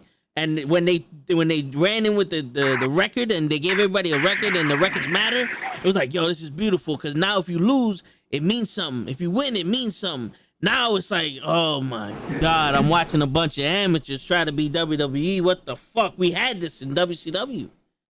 It didn't work. Didn't work. No. That's my little rant on. But that's why they AEW. have all the other shows to have them basically kind of showcase them. They have all these other shows that's basically going to be their main event, the WWE main event. Yeah. One, a show that one, people barely watch, but two, they'd be able to perfect their craft. Where you have a lot of, not for nothing, we're getting nothing but old WWE and a lot of WCW people. So it's like two worlds combined. And then you have, Cody with this, this thing on his neck. Yeah, that was a weird tattoo, but This thing on his neck. But it's like, in some sort of way, they're slowly losing sight of what AEW, what was exciting about AEW when it first started. I feel like they're losing sight of it. yeah. They need to fucking figure out what are they doing with their women's division. Because as much as I love Sheeta gotta drop the title. She's not doing nothing for me. As a women's champion and as a woman speaking about the women's division of AEW, she is not doing anything for me. She has good matches. She can have great matches depending on the person who she has chemistry with, but she doesn't have great matches with everybody. Britt Baker, she's been a little bit better on her craft, a lot better, and I would love to see her as my new women's title, as my new women's champion, because she can sell the merch, she can sell the moves, and she can sell a promo without hesitation. Sheeta can't really sell a promo like that. Yeah, she's just a She wrestling doesn't seem holder. threatening to me. Yeah, she's a title holder for me. Yeah. She's a What is title it holder. about her? What is it about her? I mean- Nancy threatening? Is she small? Is she? She's just a wrestler. She's just a wrestler. She's not. She doesn't cut She's promos. a wrestler, but there's no Yeah. spark about her. There's no spunk about her. There's no anything that's like, yo, I need to watch this bitch. Nah, I'd rather watch Thunder Rosa and Britt Baker go at it again. That shit was beautiful. Yeah, you know what the problem is? A lot of her history is in Japan, and they're Yes, that's using true. her history from Japan to drive her now. There's not a lot of stuff that they're showing in AEW. Like even like her best match to me was when she fought that other woman that dresses up like the dude from Queen, the lead singer Queen, whatever, Joey Mercury, whatever the fuck his name is. That Freddie woman, Mercury? yeah, Freddie Mercury? Freddie Yeah. Mercury. Freddie Joe Mercury. There you go. Mercury was an Eminem. Yeah, no, I know. I hear you, but the match she had with her, and they had that storyline like you can't beat me if it was 100 times whatever the fuck. I was like, yo, this is dope, and they had an amazing match. But that's from Japan. There's no build up in America here. You know, there's a lot of resting on the loyals when it comes to building a wrestler. Like she was big there, so we assume for her to be big here, but. You know, she needs that person that's gonna push her to where it's at. You know, like. But that's the thing with AEW. AEW pulled out a lot of stars from like New Japan, like just Japan in general, and also in New Japan. Where let's be real, the Young Bucks were over in Japan. Kenny Omega was over in Japan, but they're not really over in the States. Yeah. I don't see the Young Bucks are fun to watch, but they're not over. They're not over like that. Same thing with Kenny Omega. Kenny Omega, within the first year of being in AEW, it to me was a full disappointment because here I saw him doing his thing in New Japan Pro Wrestling, and he comes to the US and it's like he lost that fire that I so like wanted to see out of him. He didn't come over as a cleaner. He didn't come as a cleaner. Yeah. That's a problem. Isn't that He came over as Kenny Omega. I don't give a fuck about Kenny Omega. I give a fuck about the cleaner. It's kind of like the Batman Bruce Wayne thing. Yeah. You know, like I don't care about Bruce Wayne. Give me Batman.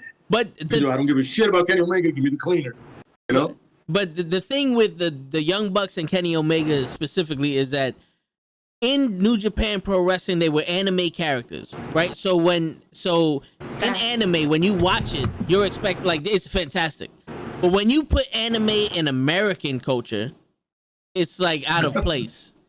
Because Kenny Omega's character, I'm watching, I'm like, bro, maybe in Japan this would work because, you know, it's different there. But here, you kind of look like a rookie with this promo. Like, you're not really selling me nothing here. You know, like, there's no passion here. You're playing a character, and that character is a bad character. You know? Mm-hmm. Agree, yeah. Like I said, you didn't get the cleaner, you got Kenny Omega. Yeah. Okay, I don't want to see Kenny Omega. You know what I'm saying? Honestly, that's like, I don't want to see the Ringmaster. For real. Not at all. Stone Cold? Yeah, the Ringmaster was Stone Cold's first gimmick in WWE. Maybe starting Steve Austin, because I've seen some of that, and I'm like, yo, he's good at that, I get it. But I don't want to see the Ringmaster. You know what I'm saying? Not at all. I don't want to see Vinny Vic. Oh, yeah. The Diamond Stud. See Vince cut them off again? It was a rocker. It was but could care less about the rocker at this point. You know what I'm saying? Yeah. It's like, that thing is not what I want to see anymore. I want to see this guy, the cleaner. Because when he started it at first, remember, he was one of the Golden Lovers? Him and this dude? That's what they were called at first. Then he became the cleaner when he joined these guys. That's what I want to see. That's who was the most interesting Kenny Omega evolution you've had is the cleaner, not Kenny Omega himself.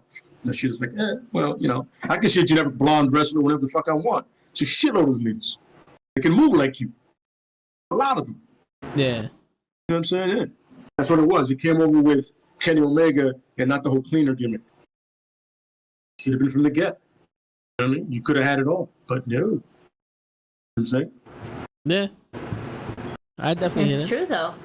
Yeah, I mean, and even though you still had the Young Bucks being themselves, it wasn't selling. It wasn't doing anything. Like, they're supposed to be the top of the tag team division and everything like that, but for the longest they were losing nonstop. They were putting other people over, and it makes sense why you want to put old people over, because the whole world knows you are pretty much part ownership of AEW. So you don't want to go ahead and put yourself, you know what? I'm going to put myself as a tag team title. But you should, in a way, because it's your company. Put yourself, like, you know what? This is my motherfucking company. I'm the best. We created this. You want it? Come get it from us. Yeah. Take these belts from us. Or, you know? Title himself. Or you leave them completely away from the titles. You have them in feuds with other people that are trying to say that they're not the best, like personal feuds. Leave them away from the titles. Let those other tag teams build up and get their shit. And then when it's time for them, like, yo, all all right, we're done with proving these motherfuckers, you know, the personal business. Now let's get these belts. You know? Right. Like the feud between the Elite and the Inner Circle when they first started. That feud was dope. Yeah, it was. And it didn't even have to do with any titles. Really. See, that's what we were saying, Show. Yeah. You know?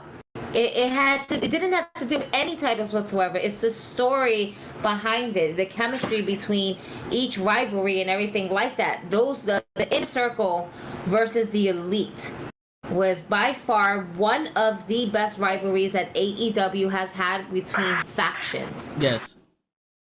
And last week we was telling that the show, when you have personal rivalries that don't have to do with titles, they're like the best thing for the show. And then when you have title matches, they should just be about for the championship.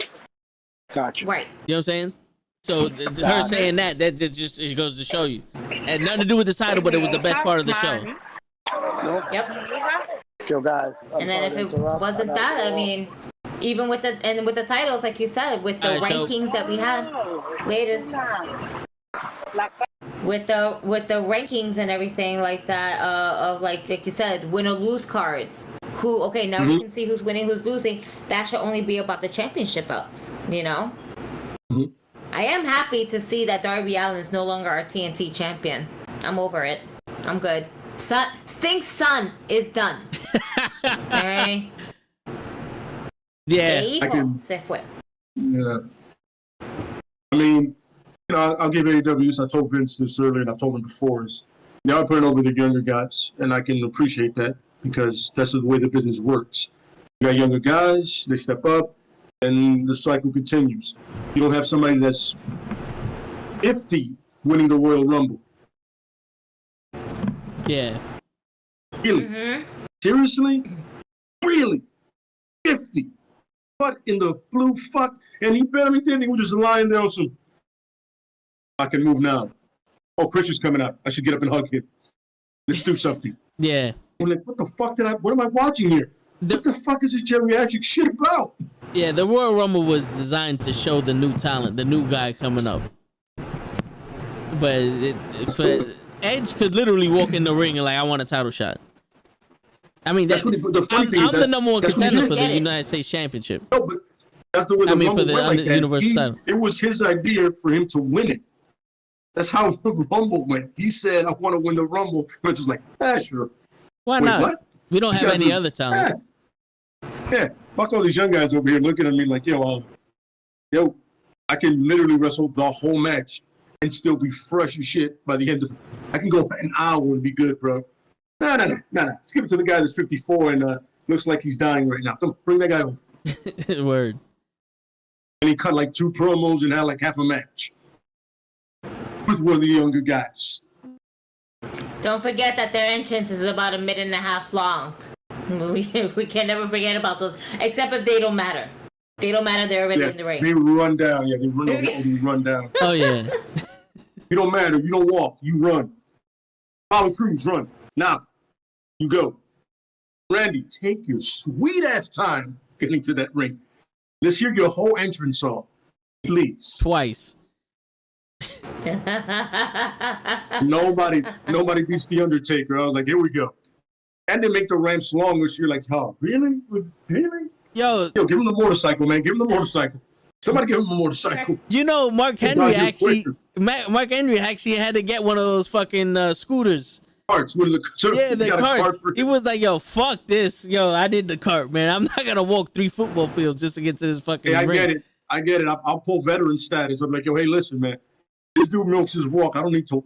Just get me to the ring, bro. I just need to get to the ring. For real. And make me look pretty badass as I'm doing it too, all right? Let's just looks like I'm floating. I'm floating above everybody. We gotta sell the gimmick. Sell the gimmick. My God. Ah, man. Yeah, I'm sorry. That was my rant for the not pushing the younger guys. I'm sorry about that. No, it's true though. For a long time. It makes no sense how we have NXT being the way it was. And let's be real, NXT was pretty much just like where the stepping stone needs to be to get yourself into the main roster. And now NXT is basically the better roster out of the 3. You know, SmackDown slowly rising is up just because the tribal chief, my tribal chief, your tribal chief, everybody's tribal chief is there, and we must respect the tribal chief. You know, whoa, Jimmy Uso. Whoa. We can't be nobody's bitch though.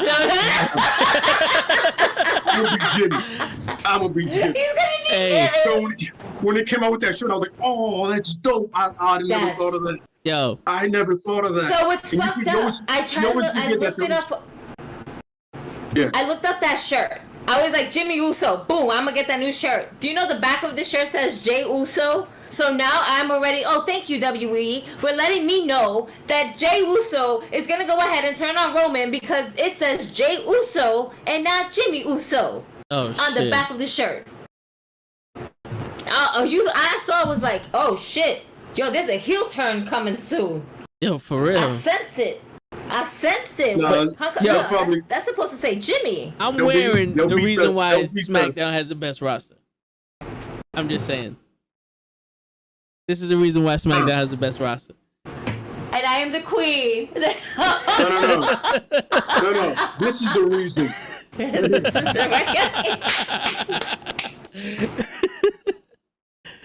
Shit. I got the little one sleeping here with her iconic shirt on. So you're not forgetting iconics. The Thanos glove. You forgetting the Thanos glove that he all of a sudden around like, wait, why do you have a gold glove?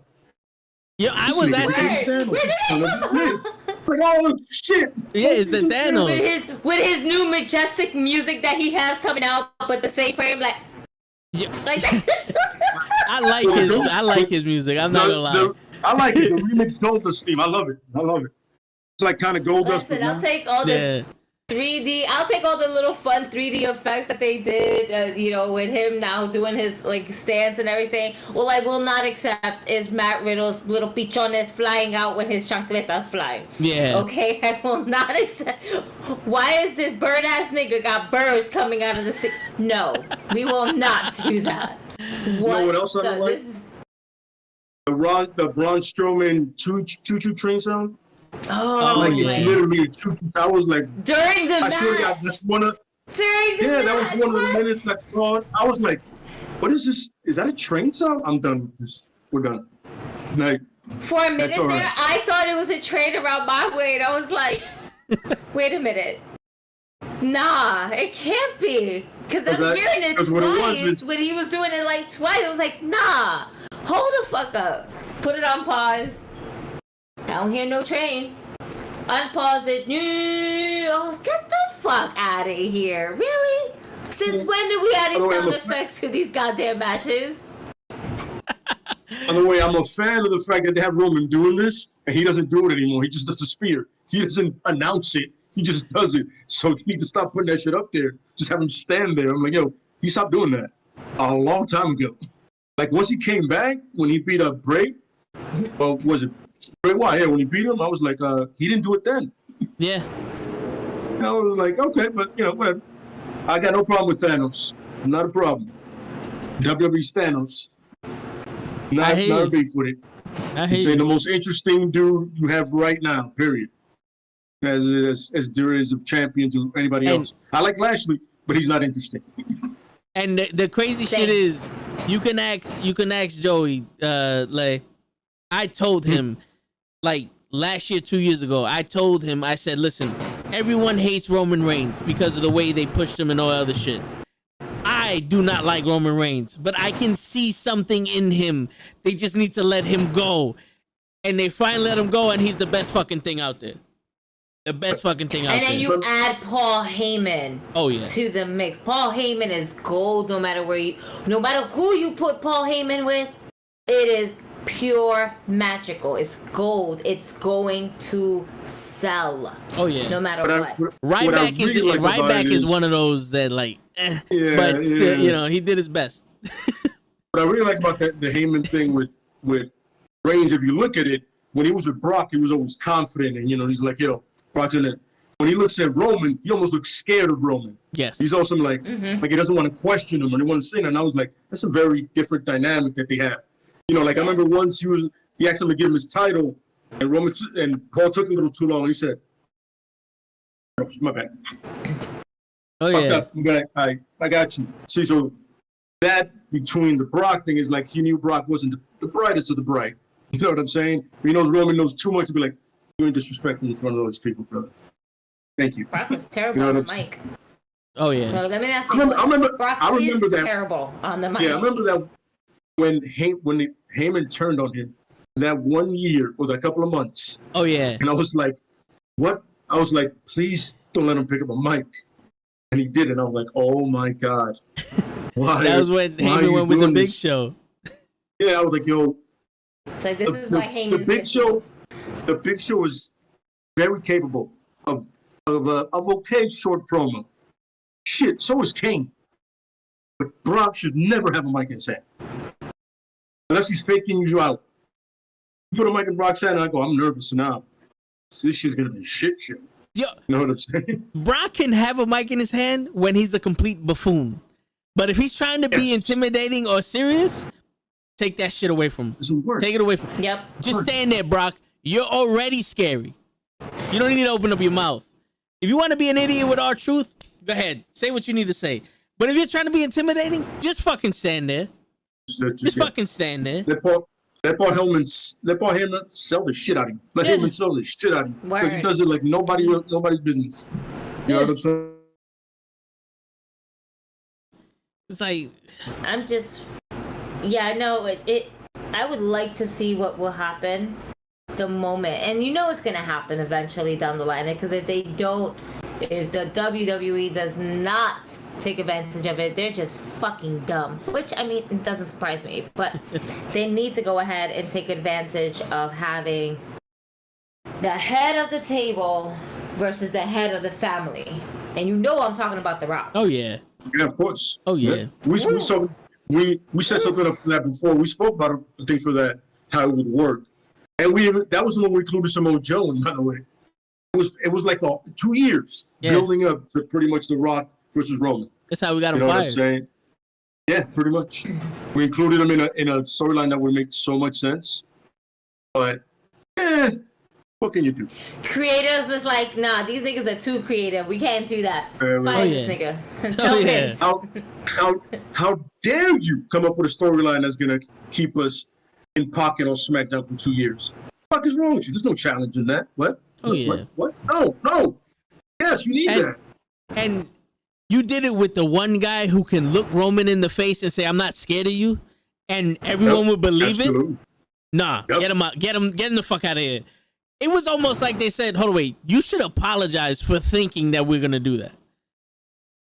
Like, this is what you get for it. Yeah. Goodbye, Samoa Joe. If they had our emails, Samoa Joe would have been safe. We would have just had a harsh email like, "You need to apologize right now for ever thinking that Samoa Joe can do this to Roman Reigns," and then Samoa Joe's now on Sunday Night Heat or some shit. Don't plant that idea in people's heads, because then they're gonna want to go with it. Yeah. Don't do that. Like, yeah, you're right. That was a stupid idea. Just trying to capitalize on. Yeah, you try to make our show more interesting. We tell you when the show is interesting. You don't fucking tell us how to make the show interesting. That would be so easy. Watch. And next week, Jimmy's gonna come out in a dress or some shit, just because. Yeah.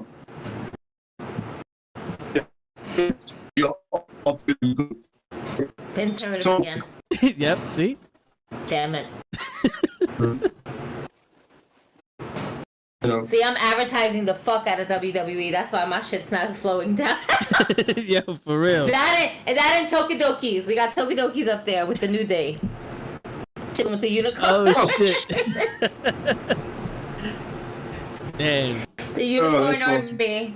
Standing on Hacksaw Jim Duggan's 2x4. Yo, I met Hacksaw Jim Duggan. He's a fucking phenomenal dude. I honestly want to say out of all of the wrestlers I've ever met, Hacksaw Jim Duggan has by far been my favorite wrestler to me, because he's just so down to earth, so humble, so happy to see everybody.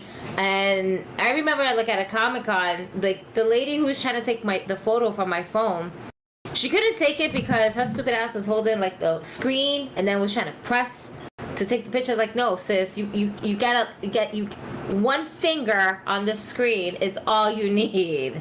Yeah, for real. We kept doing ho at least 6 times. At the 7th time, I'm like, if I say ho one more time, somebody got to pay me, because this is some I'm doing this shit for free. For real. Calling myself a hoe out there, all it for Comic-Con to hear me. But he was so he was like, I don't know what's going on, but we're gonna get this. Do a video, everybody, ho! And then literally everybody that was surrounding us, because we were there doing it at least 6 or 7 times, all decided to join in to say it. And then next thing you know, the whole crowd started chanting USA. Oh yeah. Got it. And fucking Duggan's right there selling it too. USA, USA, with his tongue on the side of his mouth like he always does. I always like, this is. Oh yeah. Never let K-Feb die. Don't ever take that away from me. From you, from me, don't ever take that away. For real. Let's go. Yo, me and my brother were at Comic-Con, and we were there early. We was mapping the floor because my brother won the thing to get access to the next Elite figures. So we was checking to see where the area was, right? So we're walking around and we see the panel. They're all empty for Ted DiBiase, the NWO, and Hacksaw Jim Duggan.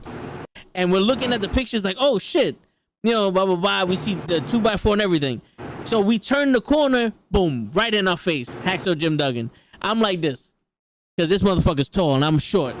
And I'm like, oh, you Hacksaw Jim Duggan? Yo, he sticks his hand out and he shakes my forearm, because that's how big his fucking hand is. Yo, he's huge fucking man.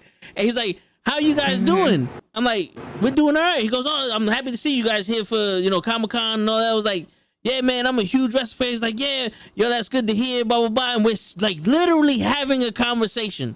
And Ted DiBiase's like, yo, bro, we got to go to our booth. He goes, oh, don't worry about it. He goes, yo, I hope you guys have a good time, and we're over here, so come back if you want to see us, and this, that, and the third. And, yo, me and my brother were shook. Like, they left. They walked past us, and we stood in the same spot like, Hacksaw Jim Duggan just had a fucking conversation with us. Like, Yep. like what the fuck? Like, yo, he literally just had a conversation. Yo, best dude I ever, out of all the wrestlers I met, yo, coolest dude. I paid to take that picture with Hogan, and Hogan shook my hand. He said, what's up, Nuck? Because I had the Knucklehead shirt on, and it was red and yellow for Hogan. And he just called me Nuck. And then we did the pose, and then I left. And I was shaking because, you know, Hogan's my fucking favorite wrestler. Yeah, it's Hogan. It's Hogan. Yeah, it's Hogan. But to me, meeting Hacksaw Jim Duggan just meant a little more. It was more of an impact than meeting Hogan. Just probably way more genuine. Yeah. Way more genuine. Oh, absolutely. Absolutely. I would have to agree with that. I would say that for me as well, besides Duggan, the other two for me, because I met them both separately at separate Comic-Cons, was Lita and Trish Stratus. By far the most down-to-earth, genuine souls. Trish Stratus saw my daughter, absolutely fell in love with her, and that was around the time Evolution was about to happen, and she was going to fight Alexa Bliss. So I was trying to tell my daughter, like, listen, this is what's going on. My daughter watches wrestling. She understands. She was probably 3 at the time, so she's like, oh, no, she was 4, and she was like, oh, yeah, I saw you on Monday Night Raw. You're gonna beat up Alexa Bliss. And Trish Stratus, she's like, I'm gonna pick her up. Picks up my daughter. She's like, yes. Having a full-blown conversation, and she's holding my daughter. She's like, yes, I'm gonna beat up Alexa Bliss. She's like, can I be your tag team partner? Trish Stratus, the sport that she is, she's like, absolutely. Me and you, we're gonna go ahead and lay some Trish Stratus faction on Alexa Bliss. She's like, yeah, we're gonna beat her up. She's like, yeah. And then we end up taking the picture, and I was like, thank you for entertaining my child. She was like, she's amazing. I love her. She's gonna be a little wrestler. I can't wait. How are you? How's mom doing? Mom's doing great. I'm freaking out that you're holding my child, but in a good way. I'm like, you're holding my kid. I will never wash these clothes. I mean, I did, but you know, this is a moment. You know, and she was just genuine, down to earth. Yeah, we should work on They should work on women's tag team titles, but with like real chemistry, not just putting two girls together. Then when I met Lita, Iconics. Yeah. And then when I met Lita, her and I went through the same conversation. Super cool, down to earth. Yep, we should definitely have women's tag team titles.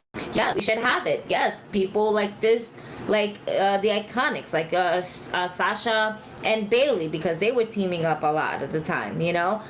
Different people that was like there. We were like, yes, Riot Squad, right? Oh yeah, Riot Squad. I think the Riot Squad is good too. And before you knew it, I want to say maybe 6 months later down the road, here we are. We have women's tag team titles that was being announced, and I was like, holy shit, this is amazing.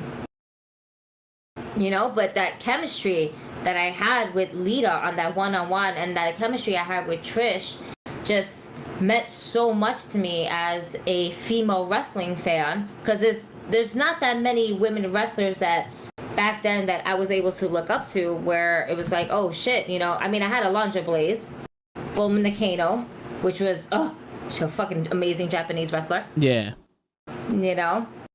But then all of a sudden it became a lot about just bra and panty matches. Yeah, it was a lot of sexualizing. Yeah. So it wasn't much to me to say look up to. So who else do I look up to is Shawn Michaels, because he's a sexy boy. But he's not a boy toy. With his two good eyes. No, but he's not a boy toy. No, it's not a boy toy. He could be my boy toy. I don't care how old he is. It's all right. He could look this way. He could look that. As long as I got that, that's all right. Nah, we just got to make sure we have the hat on, because that baldness is not working. Sorry. That balding spot right there. It's a little light. He needs to rub some. Pulling the hair back. Yeah. All the years of pulling the hair back. He needs to rub that olive oil on his head. Apparently that's what it was. Doing it wrong for all these years. Yeah, it works on his head. I got to do it on my beard now. Maybe it'll work on that. Maybe. But when he said it, I was like, what are you cooking on your head, dude? What the fuck is wrong with you? Hey. What is that about? My man shows the character. You're talking about Crisco oil. Oh, can't wait. Bacon no, grease. it's just juices and berries. What? No, those are not working either, man. Oh my god, man. Shit. I remember that one. That's classic. I'm sorry. What were the topics that we're supposed to be on? It was supposed to be the best high flying big men, and I changed the title of the stream to just wrestling talk. I changed it. I was like, you know what? We're already 2 hours into this, so we're not gonna talk about the best high flying guys. We're just gonna keep talking. We're getting initiated to Gigi, and there you go. She's a part of the clique now. There it is. Literally how the conversations go. We'll answer one question, and then we'll just snowball into other shit. Yeah. Like, well, you know what happened after that happened? And like, it could be an event or just a certain wrestler. We'll just go, but he did this too. Yeah. And it's just gonna be shit show over the thing, but it's fun. If you want to talk about it, we could just say Bam Bam Bigelow was a really great one too, and so was Vader. So Oh yeah. But I think it's best high flyer and then best big man, right? No, the best high flying big man. Together? Yeah. High flying big man. Yeah. Oh, high flying. I would say Brock, but he almost murdered himself. Yeah, no, let's not. But I've seen clips of him doing it and landing it in OVW. Yeah. They have clips of him doing it. You're like, oh, you can pull it off, but for some reason, it's a little too far out. Not at WrestleMania. Yeah. He's not a young chicken anymore. He's not. It wasn't that. It was like, they were half an hour into the match by then anyway. It's like, that's not the best time to try to pull that off. You know what I'm saying? You're also wrestling Kurt Angle. It's not going to be the easiest of matches because you both are collegiate wrestlers on that level. It's going to be crazy. But this is not the time to pull off a shooting star press from halfway across the fucking ring, you psycho. Yeah. I get it. You want the moment, but there's also you want to walk again. That's important to wrestle. Yeah, you might need it. Yeah, it's a little bit. Yeah. Unless you're Zach Gowen, you could just hop around the ring, but he's too heavy to be fucking. Like Psycho Sid, just hop around the ring, right? Yeah. You know what's funny? I said what I said. I better not get no shit for what you said about Zach Gowen. Better get no shit for what I said. I have no backlash. All right. I did say what I said, but I say nothing about it to do with one leg. And again, also, I didn't kick that leg from under him like Vince did. Yeah, true. But he almost killed Vince with that hit, with that fucking chest shot, though. That fucking chest shot made Vince fucking leak, man. Somebody put a faucet on his ass. Mm-hmm. That shit was funny, though. Yeah, it kind of was. Shit. But we covered almost every aspect. We went from Kenny Omega to Roman Reigns to Zach Gowen to fucking AEW, WCW, Psycho Sid. But I remember I heard some more that, like, amputees freak out Vince. Who? What? Amputees, like they freak him out. Oh, amputees. Okay, I thought you said Booker T. I was like, when did Booker T freak out Vince? I mean, we're gonna get on this because I know you just didn't say that. He coming back for that nigga comment. me and Vince and I have spoken about this with enough to know that Vince is so racist. Oh yeah, like the level of racism is amazing. The fact that it took this long for Bobby Lashley to win a title. No. Really, you know what I'm saying?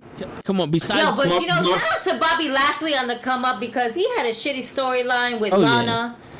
Yeah. The most terrible storyline where that nigga's makeup was all over her face during their bullshit ass wedding. That shit was bad. What about the thing with Sami Zayn and his sisters? Listen, leave Fidel Castro alone. Okay? Leave Fidel Castro alone, all right? He's going through a conspiracy right now. He don't need your negativity coming after him. Yo. Sami Zayn Tell me I'm wrong. Tell me I'm wrong. Yo, no, you're not wrong. My man needs a haircut. He needs to shave down. He needs a shower. Someone needs to do a fucking haircut match with that nigga so they can shave that nigga down and be like, nah. For real. Chill the fuck out. For real. Like, yo, I don't... But what's the worst hairstyle? Like, how Daniel Bryan had it where he went all out, Earthman, caveman looking like, or Fidel Castro of Sami Zayn? I don't know. Yo, Daniel Bryan looked like a Geico fucking caveman. He could save you car insurance money, Daniel Bryan, with that shit. I don't know. There's competition right now with Ric Flair. I'm not sure. That's true.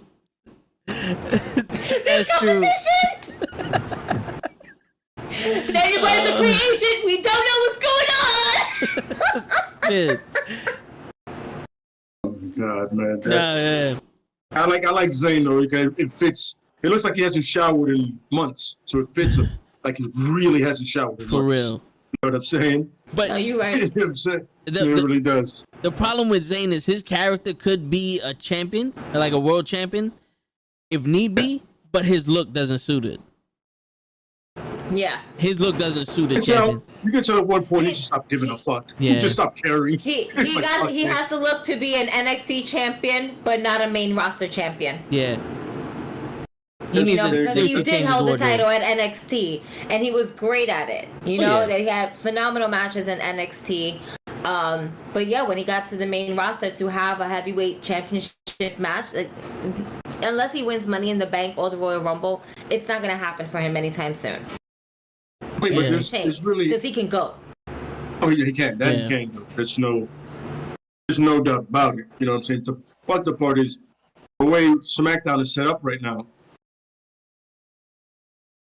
Yeah. Roman Reigns land. He ain't taking it off. It has to come off Roman. Period. There's no way Sami Zayn is going to beat Roman Reigns. Fox needs that money. If you were going to pick someone, whether it be after The Rock or whatever, who would you pick to take the title off of Roman? He can, on that mic, he can go to total with anybody you need him to. Who? He can wrestle. And Big E. Oh, Big E. Okay. Big E. On the mic, with anybody, he can do if he wants. He's proven many times with the New Day. And I mean, you can't get strong. There's not a lot of people strong. Damn, he just got Big E fired.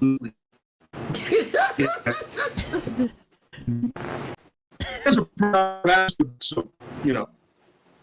WWE does not like you. Maybe I'll get Alistair fired. Yeah, right. Nah, chill. We just got his girl back. Chill the fuck out. That's right. Yeah, that's right. Selena's coming back. Is she? Because now she doesn't support, you know. I guess she might have deleted that tweet. I don't know. She doesn't want to unionize the thing. The WWE. So like, oh, you don't want to be the union anymore? You can come back. Yo, I don't know how I would take shit like that. To be honest with you. Let's think about it. Why? Yeah, exactly. Like, why would you go back to a company that fired you for a statement that you felt so true to yourself? One, maybe because you need the money.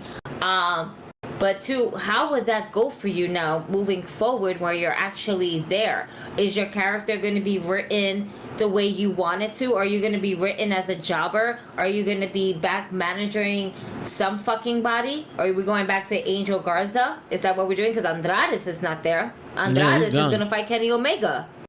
Yeah. You know? Yeah, that's right, yeah. Yeah. Yes. So, what is the next step for Zelina? Because not for nothing, she's tiny as shit. Okay, she looked like she can go toe to toe with Sasha just because of the size frame. You know, Sasha's little flaquita thing. She's a little small flaquita thing. They can both go at it with the luchador style. Maybe Alexa Bliss also.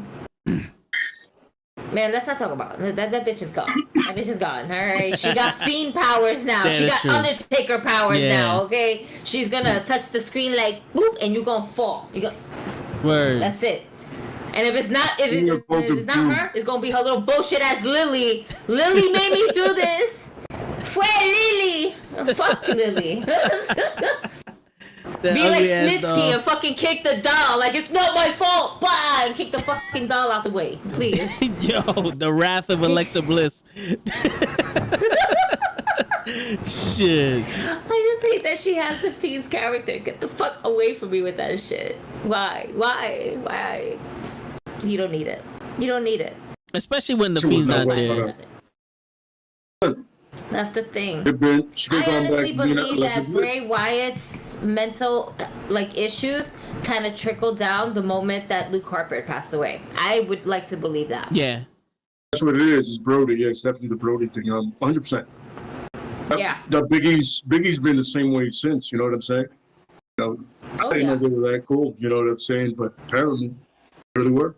I mean, but think about the chemistry that you had the Wyatt family and then the New Day go at it like nonstop for months and months and months on end of who was basically the best trio faction out there was the New Day, who was like still very hot, and then the Wyatt family, who are just basically hot as fuck coming from NXT, and then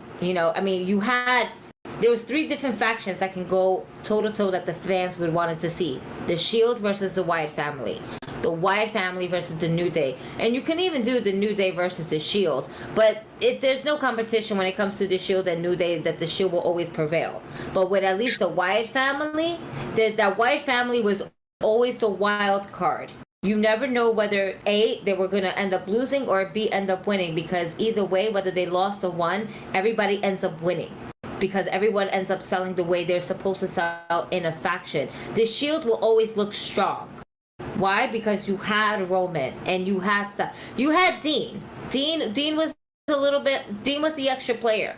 You know what I'm saying? But then you had your 2 main people that kind of brought that faction into together. And then Dean was doing his own thing. Or John Moxley, whatever.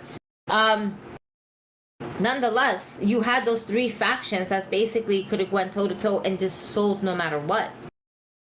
And then when you had the New Day versus the Wyatt family, it just created magic. That's why they end up becoming so damn close to each other.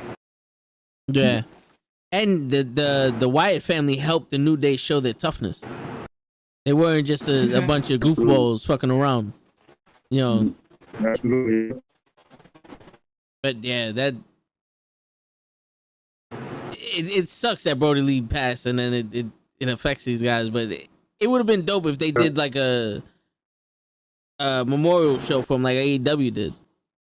It didn't have to be as deep as AEW, cried. But yeah, I did too. Oh man, I fucking shed a tear. I was like, fucking emotions. Damn, this nigga was a good wrestler. God damn, they put his son in the middle of the ring. Man, fuck this shit. I'm gonna go smoke my feelings now. Nah, I hear you. It when any wrestler passes, it's fucking one of those crazy shits. When Vader passed, except one. We know who that is. Benoit. Yeah. Murder suicide. Murder suicide. Exactly. Murder suicide is not good. I'm not gonna lie though. I'm not gonna lie though. When I first heard it, I was like, nah, there's no way he did that. It was a mob hit. There's no way he did that. It was a hit. And 30% of me still believes that. Somebody money. Yeah. He owed somebody money. 30% of me still believes that shit. Yeah. But think about all the fucking headbutts that this man did off the top of the ropes and the amount of concussions. And then, of course, this is why it kind of circles right back to Bray Wyatt with his mental health. You know, Benoit was fucked up in the head when Eddie died. And that's when everything fucked up because Eddie was his rock. Yeah. You know, Brody was Bray Wyatt's rock. No matter what, they were brothers. No matter if they change organizations or whatever the case may be, they were still basically like as if they were brothers, as if nothing has ever changed. And when you take one out of the equation due to unfortunate circumstances, you know, Eddie had what? He died off of a stroke, right? He died. He was found dead. A heart attack, I believe. Because of a heart attack, right? Yeah. Right. So you have Eddie with a heart attack, and now you have Brody Lee with his own like lung issues and everything like that. Not COVID related, but his own health in general. He's been fighting. He's literally fought with his last breath. You know, and that's fucked up. For it to come out of nowhere, especially. You know, it could take a toll on Bray Wyatt, especially, you know, him being so close to where he was and probably even came up with all the concept and plans and ideas who he probably was like, yo, this is the Fiend character. What do you think? And I'm pretty sure that Brody had a lot of input on the Fiend character and just gave Bray all like, these are some great ideas. These are things you might want to pull back. You know, they bounce off of each other. Yeah. And it sucks that, you know, it happens to Bray Wyatt, but at least I understand the why behind it. True. It's true. I still don't understand Alexa Bliss, but whatever. You ain't letting that go, are you? You ain't letting that go, are you? Nope. Nope. Yeah. Nope. Hey. But if they come out with a Funko Pop of her in her WrestleMania outfit with the crazy makeup, I'm so fucking buying it. I'm such a mark for Funko Pop. I want that shit. Yes. All right. Hey, we all have our thing. Right? Very true. You know how I feel about Orton and Cena and all that other shit and Jeff Hardy. We all have our thing. I get it. But 100% with it. I understand. Yeah. But I remember there was one Cena shirt, I forget it. I was like, yo, I'm gonna get that shirt. And then he became Super Cena, and I was like, no, I'm not. Oh yeah, I think the first Doctor of Thugonomics, shit like that. I was like, oh, that's a cool shit. All of a sudden, it became Super Cena. I was like, yo, fuck. Yo, I was down with the Doctor of Thugonomics. He pissed on the Undertaker's grave. I was like, this dude's a gangster. Okay. I forgive that he's from Boston. I forgive it. But my man's a thug. All right, he's rapping in there. Okay, I get it. He's something different. And then my man turned into the fucking Marine. And I'm like, yeah. This came out of nowhere. He literally turned into the character, the Marine, since he was playing the Marine. Yeah, and everything he stood for just went out the window the next week. And I'll never forget it, bro. The Cyber Sunday or Taboo Tuesday, he's fighting Kane, Big Show, Shawn Michaels, and they asked him, which one would you want to wrestle? And his answer was basically, I don't want to wrestle either one of them because they're all bad people. Like, hard competitors to wrestle against. And I'm sitting there, I'm like, you just pissed on the Undertaker's grave last year, and you're fucking scared of Kane, Undertaker, and Kane, Big Show, and Shawn Michaels. You pissed on the Undertaker's fucking grave, and you're afraid of these motherfuckers. You're a bitch. I'm sorry. Lost all respect. That's the moment Cena sucked for me. Not when it became popular. That's the moment. Turn around and be like, Kane, you know that's the little brother, right? For real. Yeah, right. He don't have as many powers as the Undertaker. Hey, look at his suit now. They lost that urn a long time ago. For real. He has he rocks a tank top now. You're gonna be fine, bro. You got him. You got him. You good? Nope. I was like, you motherfucker. Like, wait, what just happened here? You always seriously so lost. I was like, yo, is this a rib? Is he gonna turn back into tomorrow? He'll come out with a jersey on. We'll be fine. We'll be fine. It's okay. All of a sudden, the next night, I was like, oh, but he's going with this. And the shirts got bright. I won. The shirts got bright. I was like, they said shirts so bright. What the fuck is it? Which is not what it's. What? No. Highlight of Cena. It was so annoying. Oh my god. So I remember going to a live event at the Barclays Center, and one of my boys who purchased a ticket said, "Yo, I couldn't go. I'm gonna give my ticket off to so and so." And I was like, "All right, bet." And here comes one of my coworkers coming by, and he's like, I looked at them. I said, "Yo, listen, you going to a wrestling event? Rule number 1: you need to wear a wrestling T-shirt. You cannot wear no regular shit to a wrestling event. You need to rock a wrestling shirt." He's like, all right, cool, no doubt. We go inside, and there's about 7, 8 of us. We're in there deep, and we're trying to find other people on top of that. This guy goes to the concession stand, goes to the little WWE shop spots that they have there, and he buys a shirt, and he comes back, and this man was like, yo, I got a shirt. How's this shirt? And it's a fucking John Cena shirt. And I just looked at it, and I was like, now, unless you want everybody in our section to boo the fuck out of you for wearing that shirt, my suggestion would be to go back and see if you can exchange it for a different shirt. If you can't, but, I don't know what to tell you. He was like, well, this is how cool is John Cena. And then one of the other people was like, yeah, no, we don't fuck with John Cena. Word. Nah. Other people in the group like, yo, he got a John Cena shit. Yes, we know he's not really. We're handling this. It's not a regular. It's not a regular. He's not a regular. He's not a regular. Not a regular. Yeah. He's just a baby. He's just a baby. He not be knowing. So the brightest shirt, it goes, yo, I can get attention with that shirt. Oh, the attention you want, boss. Not that one. And yo, you could have easily picked a Sasha Banks shirt, and I'd be like, yo, way more respect if you put that shit on yourself. Oh yeah. No, I got no problem. So he's the fact that you chose the brightest shirt. Word. But most of the shirts John are black. Cena was the man. Nah. John, we don't like John Cena. If anything, we're probably gonna say John Cena sucks, or fuck John Cena, because Brooklyn is just savages. We're savages, and he's like, I'm gonna go change it right now. He comes back with a Randy Orton shirt. I say, you know what? Great. Still not the best idea, the but improvement. You know what? I'll take it over John Cena. I hear you. I would too, but you know. Black shirt. Word. You know what it's the like thing is, 80 black shirts, think about it. one green one. One green shirt, 80 black shirts. You're like, word. How did you pick that? Yo, I was the best part is that they're all like fucking size medium, large, and extra large. They never have size small. Okay. They never have kid size. They never have women's size. It's always medium, large, and extra large. Which one you want? Because we're the only ones buying these shirts, these big boys. Yo, I was at a wrestling event. Me and my brother go to the one after Christmas, that show after Christmas, the Sunday, and we went there. I bought a Dolph Ziggler shirt, and it was the black and pink one. And this woman looks at my shirt and goes, "What grown man wears pink?"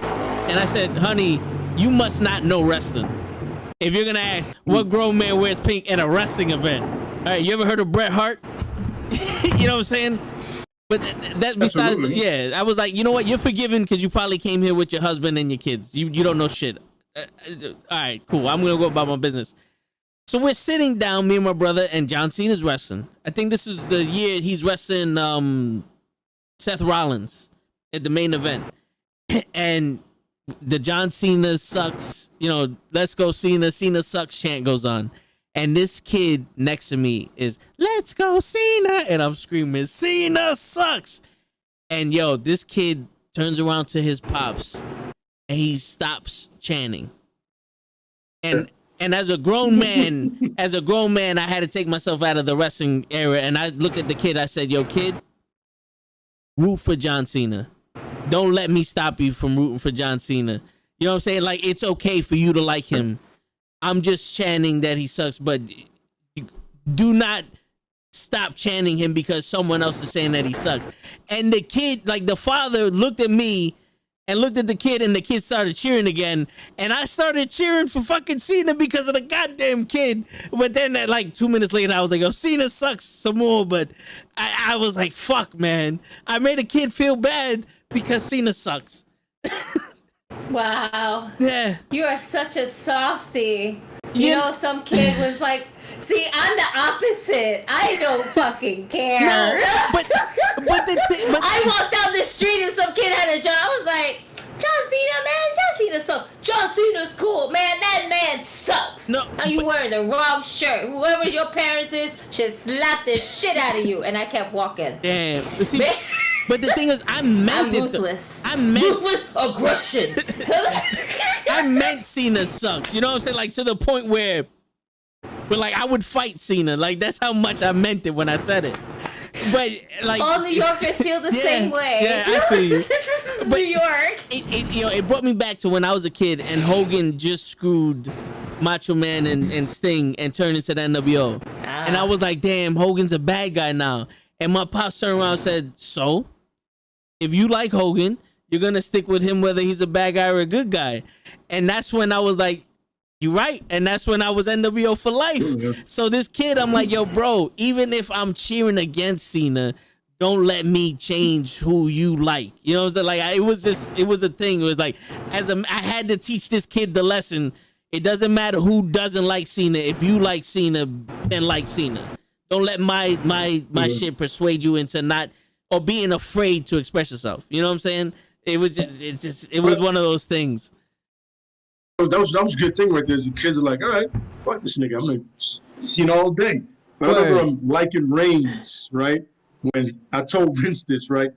They were in Pensacola, Florida. That's where Reigns Vince, by the way. Just in case. Yeah. I'm saying, and out of nowhere, they start booing him. I said, wait, this dude is from your hometown. Fuck all of you. I'm going with Reigns. And that was right before the leukemia thing, right? Then he turned into this, and I was like, somehow I picked the right time to start cheering this dude. He's here in the business right now. And I was like, shit, good for you. I picked a good time, but it was just because I'm booing you for no good reason. That's like when Bret Hart used to go to Canada. Love. If I'm from New York and I come here and I get booed, the levels of dicks you guys can suck. Yo, I'm from here. Yeah. Back me up, son. I'm the good guy. I don't think Reigns was a good guy. I'm like, yo, you fuck all you niggas, man. You know what I'm saying? I'm like, yeah, listen, nobody could have booed Roman Reigns after he came back from his battle with cancer. If you booed him, you were truly an asshole for booing a cancer survivor. And the levels of piece of shit. There was no way of going about that. True. That's it. But Roman Reigns had to do this move to be a villain because nobody was going to go ahead and believe him. But if he would have came back from his leukemia with that same I'm from the Shield shit, I'd have fucking booed him. I'd have been like, nah, I'm sorry. I'm congratulations on beating the leukemia, but my man, really? We've been through this. Yeah. We've done this already. Yeah. This is an abusive relationship right now. I can't We've stay spoken here. about that. Yeah. We've spoken about yeah. WWE, that's what Raw is really. Every time you go back and watch Raw, you're asking to be punished. Oh yeah. Like asking for it. I keep doing it. What? Oh no, no, not the chemo. That's fucked up. This is no. No. You I'm completely just didn't more get that fucked up part. for laughing at it. That's all. No, clearly that's bad. Oh, Just like Yukima's Raw. wrong. Oh yeah. There we go. Raw is What terrible. we're trying to say, that's the abusive part. People that keep watching Raw are asking to be beat. Like, yo, I'm walking back into it every 3 hours. Every Monday, I'm asking to be assaulted. Yo. What you doing? I gotta stop. It's gonna start next week. And guess what? It's up for the rest of the fucking year until Heyman gets back there, or they get somebody else. That's it. So they bring Yeah. Brock back. Brock is eventually gonna come back soon. That'll be 10 minutes of Raw. That'll be good. Oh yeah. That's true. Brock ain't doing an hour. If Brock will show up in the beginning and then show up at the end, it's 10 minutes of Raw that's gonna be good. And in between that shit, hot ass. Oh yeah. Yo, did anyone catch that fucking I call him Cedric the Entertainer. Cedric Alexander, when he fucking had that 25-minute promo with Shelton Benjamin this Monday, and I'm sitting there, I'm like, yo, bro, get to the fucking point. Like, honestly. He kept rambling. Yeah. He kept rambling. It's like, we get it. There was no. If somebody telling you to keep going, we need to fill time. Somebody back there going, that's what it had to be. Somebody had to be behind them. Yeah, I'm we waiting. gotta get somebody in place. Go, keep going. I'm waiting for him to be like, that makes sense. and another thing, in the Hurt Business, your feet stunk. And another thing, your farts smell like fucking cake food. Like, I wish they had never broken up the Hurt Business. That wasn't good business at all. they should never broke Terrible. up. That was another strong faction that was doing this thing, and it was just dumb to break them up. It was just pure stupidity. For what? Why? Who was winning from this? No one. Everybody's losing out of Bobby Lashley because you just want to put a focal point on Bobby Lashley. There was always a focal point on Bobby Lashley, but it was more a focal point on the faction when they had all the gold. Yeah.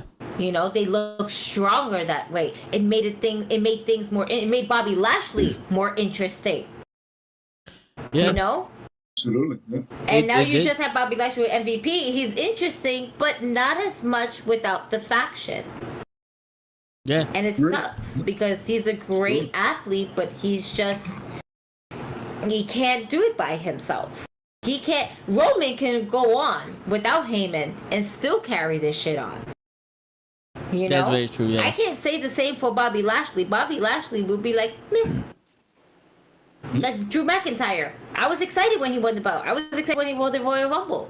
But then after he got the belt, it was like, okay, now what? You know why? Because my theory, because he defended the title against Randy Orton.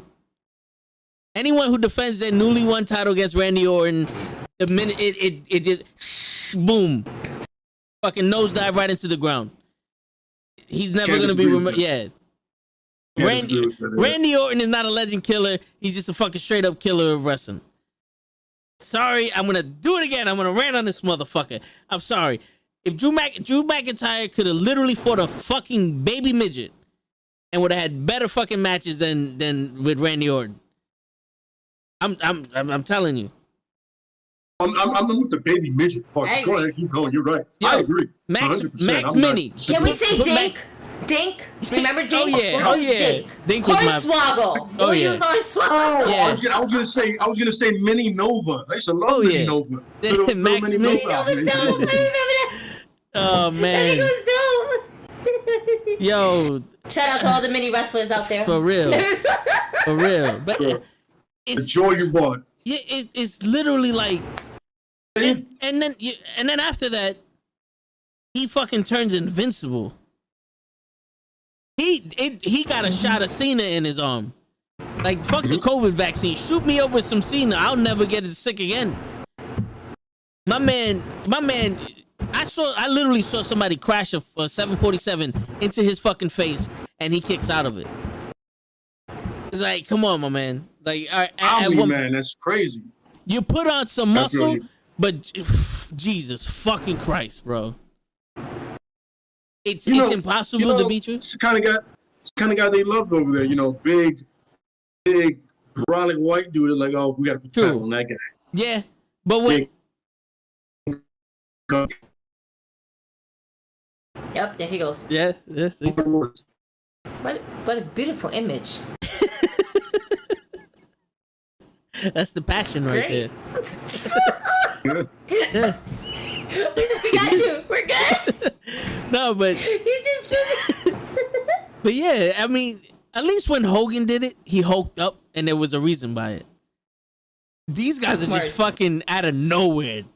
It like I used to tell my pops, John Cena must have a twin that just runs down to the ring at the end of the match, and now he's fucking completely fresh. Because I thought my man broke his neck, like he was knocked out for 25 minutes, and he pops up, he does his 5 moves of doom, and he runs out of the fucking ring like he's the Ultimate Warrior. It's like, what happened the last 20 minutes?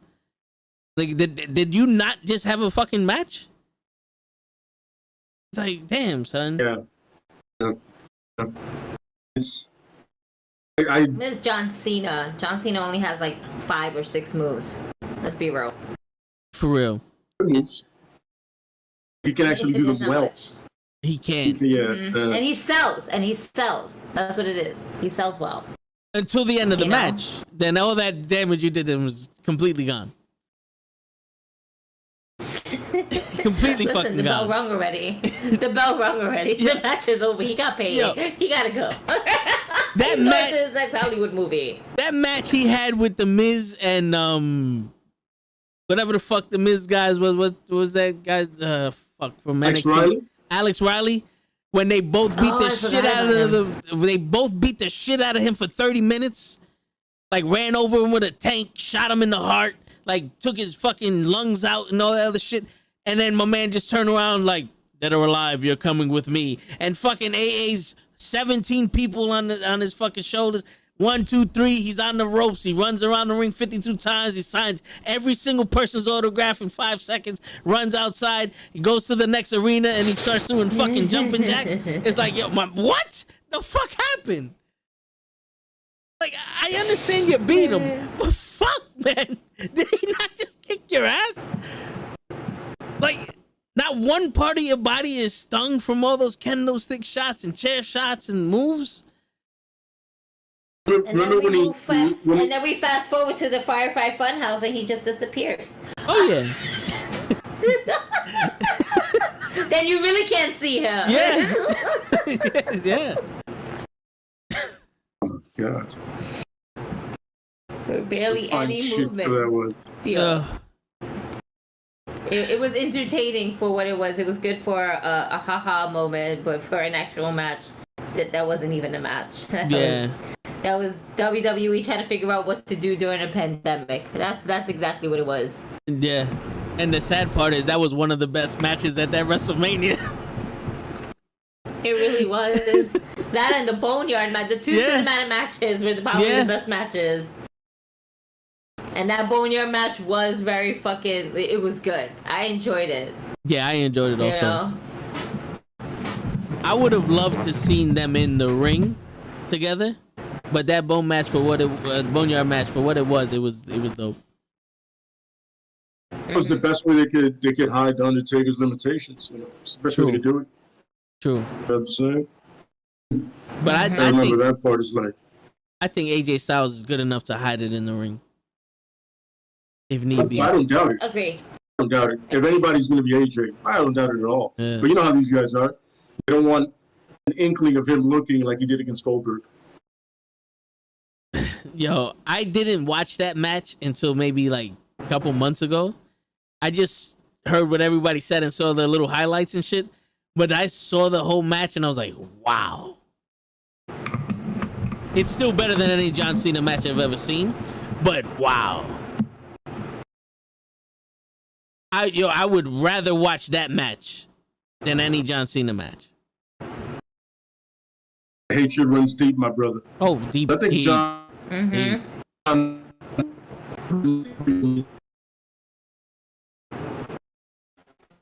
I'm gonna have to start saying some controversial shit for Leh, so that way they stop cutting them off. It's like, yo, they're just attacking you. Like, every time you're about to say something that might be controversial, they cut you off. Your mic, your stream, you just be staying there like, For real, I'll say it. Yeah. I'll say it. Vince McMahon's racist. The Hurt Business got demolished because they're black. You know, and Drew McIntyre won because he's white. I'll say it. They ain't gonna cut me off, motherfucker. Let my man let speak. I agree. All that is correct, by the way. Absolutely correct. You know what I'm saying? But what were you saying about John Cena before they cut you off? That his match with AJ I liked. You know, I don't like Cena, but I thought it was a good match. You know what I'm saying? You know, most matches where he loses, I'm a fan of. The three of them.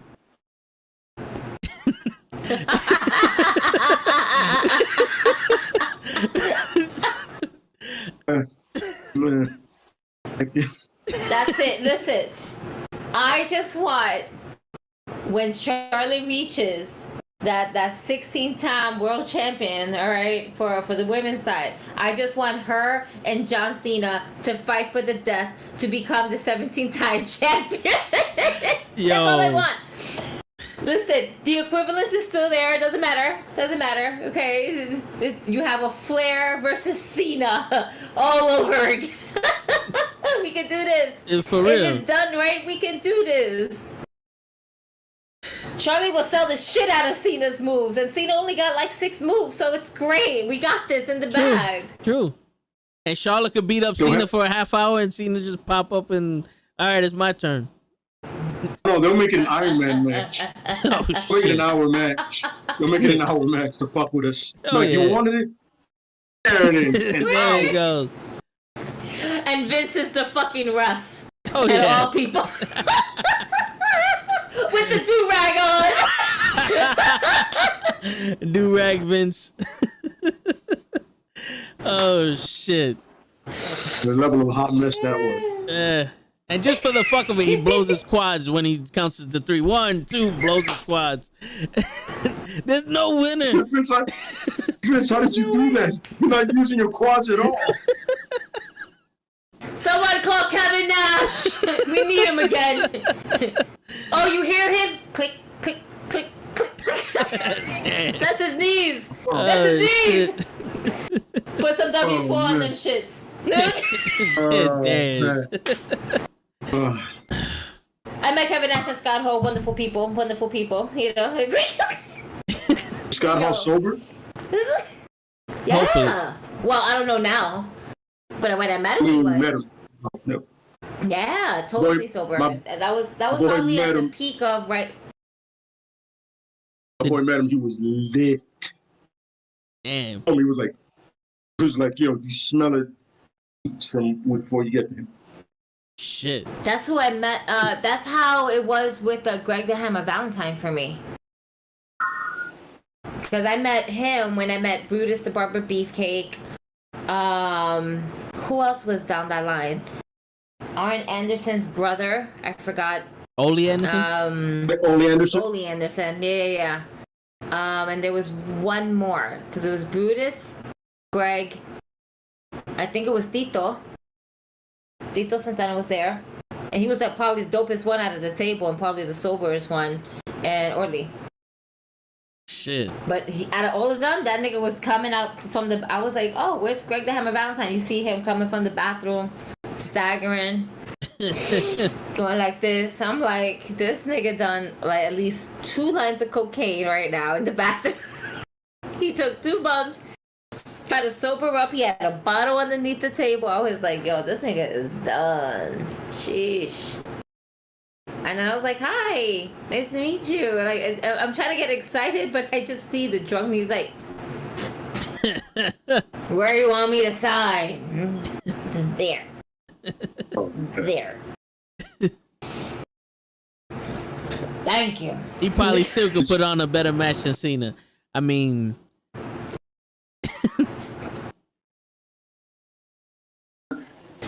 Oh man, that's terrible. I was just gonna say that's so terrible. The funny part is, I'm not gonna doubt it. Yo. All right, well, you guys, I have to call it the night. I have to be mom, do my thing. So it was awesome doing this shit. Yes, it was. Yep, definitely. Yo, you're welcome back anytime soon. You know, anytime you want. We're gonna probably do it next Thursday if you want to come through. Show should be around, and we can have more organized conversation. Don't have a hat and Definitely. Word. Cover that olive oil spot that he got going on. For real. Chill. He might come back with Crisco oil next week. We don't know this, all right? We just need to know if it's organic or not. So. I'll tell you right now, I'm not letting that shit go. Oh, no. Not at all. Oh, no. I'm going to get me a bottle of olive oil, and I'm going to show that. Yeah. For you. Everybody at the same time, be on some. Listen, when's his birthday? We'll get him a bottle. We'll get him the deluxe. The Costco shit. Get him the can. There you go, bro. The Costco and BJ shit, yo. Just be like, yo, happy birthday. We got you for life. That's it. You got a lifetime supply of olive oil now. have a fro before Christmas, bro. You can have a fro before Christmas, bro. We're looking like Rick James and shit. Word. Alright, y'all. If anything, I'll see y'all next week. Alright, cool. Appreciate you stopping by. Liz. No doubt. Thank you so much. Alright. That was awesome. Yeah, that was. Yo. I've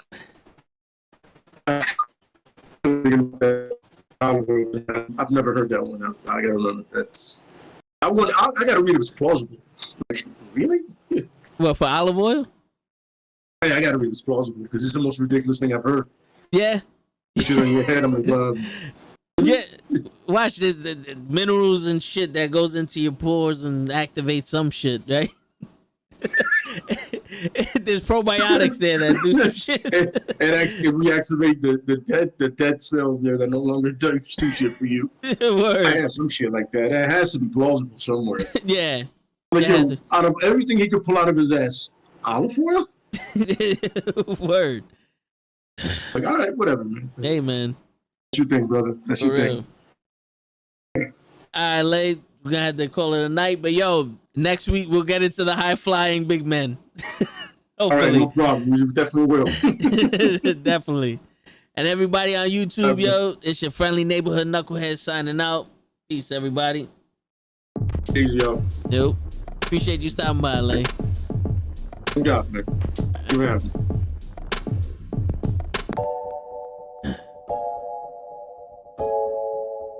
Good night, everybody. Hopefully you had fun.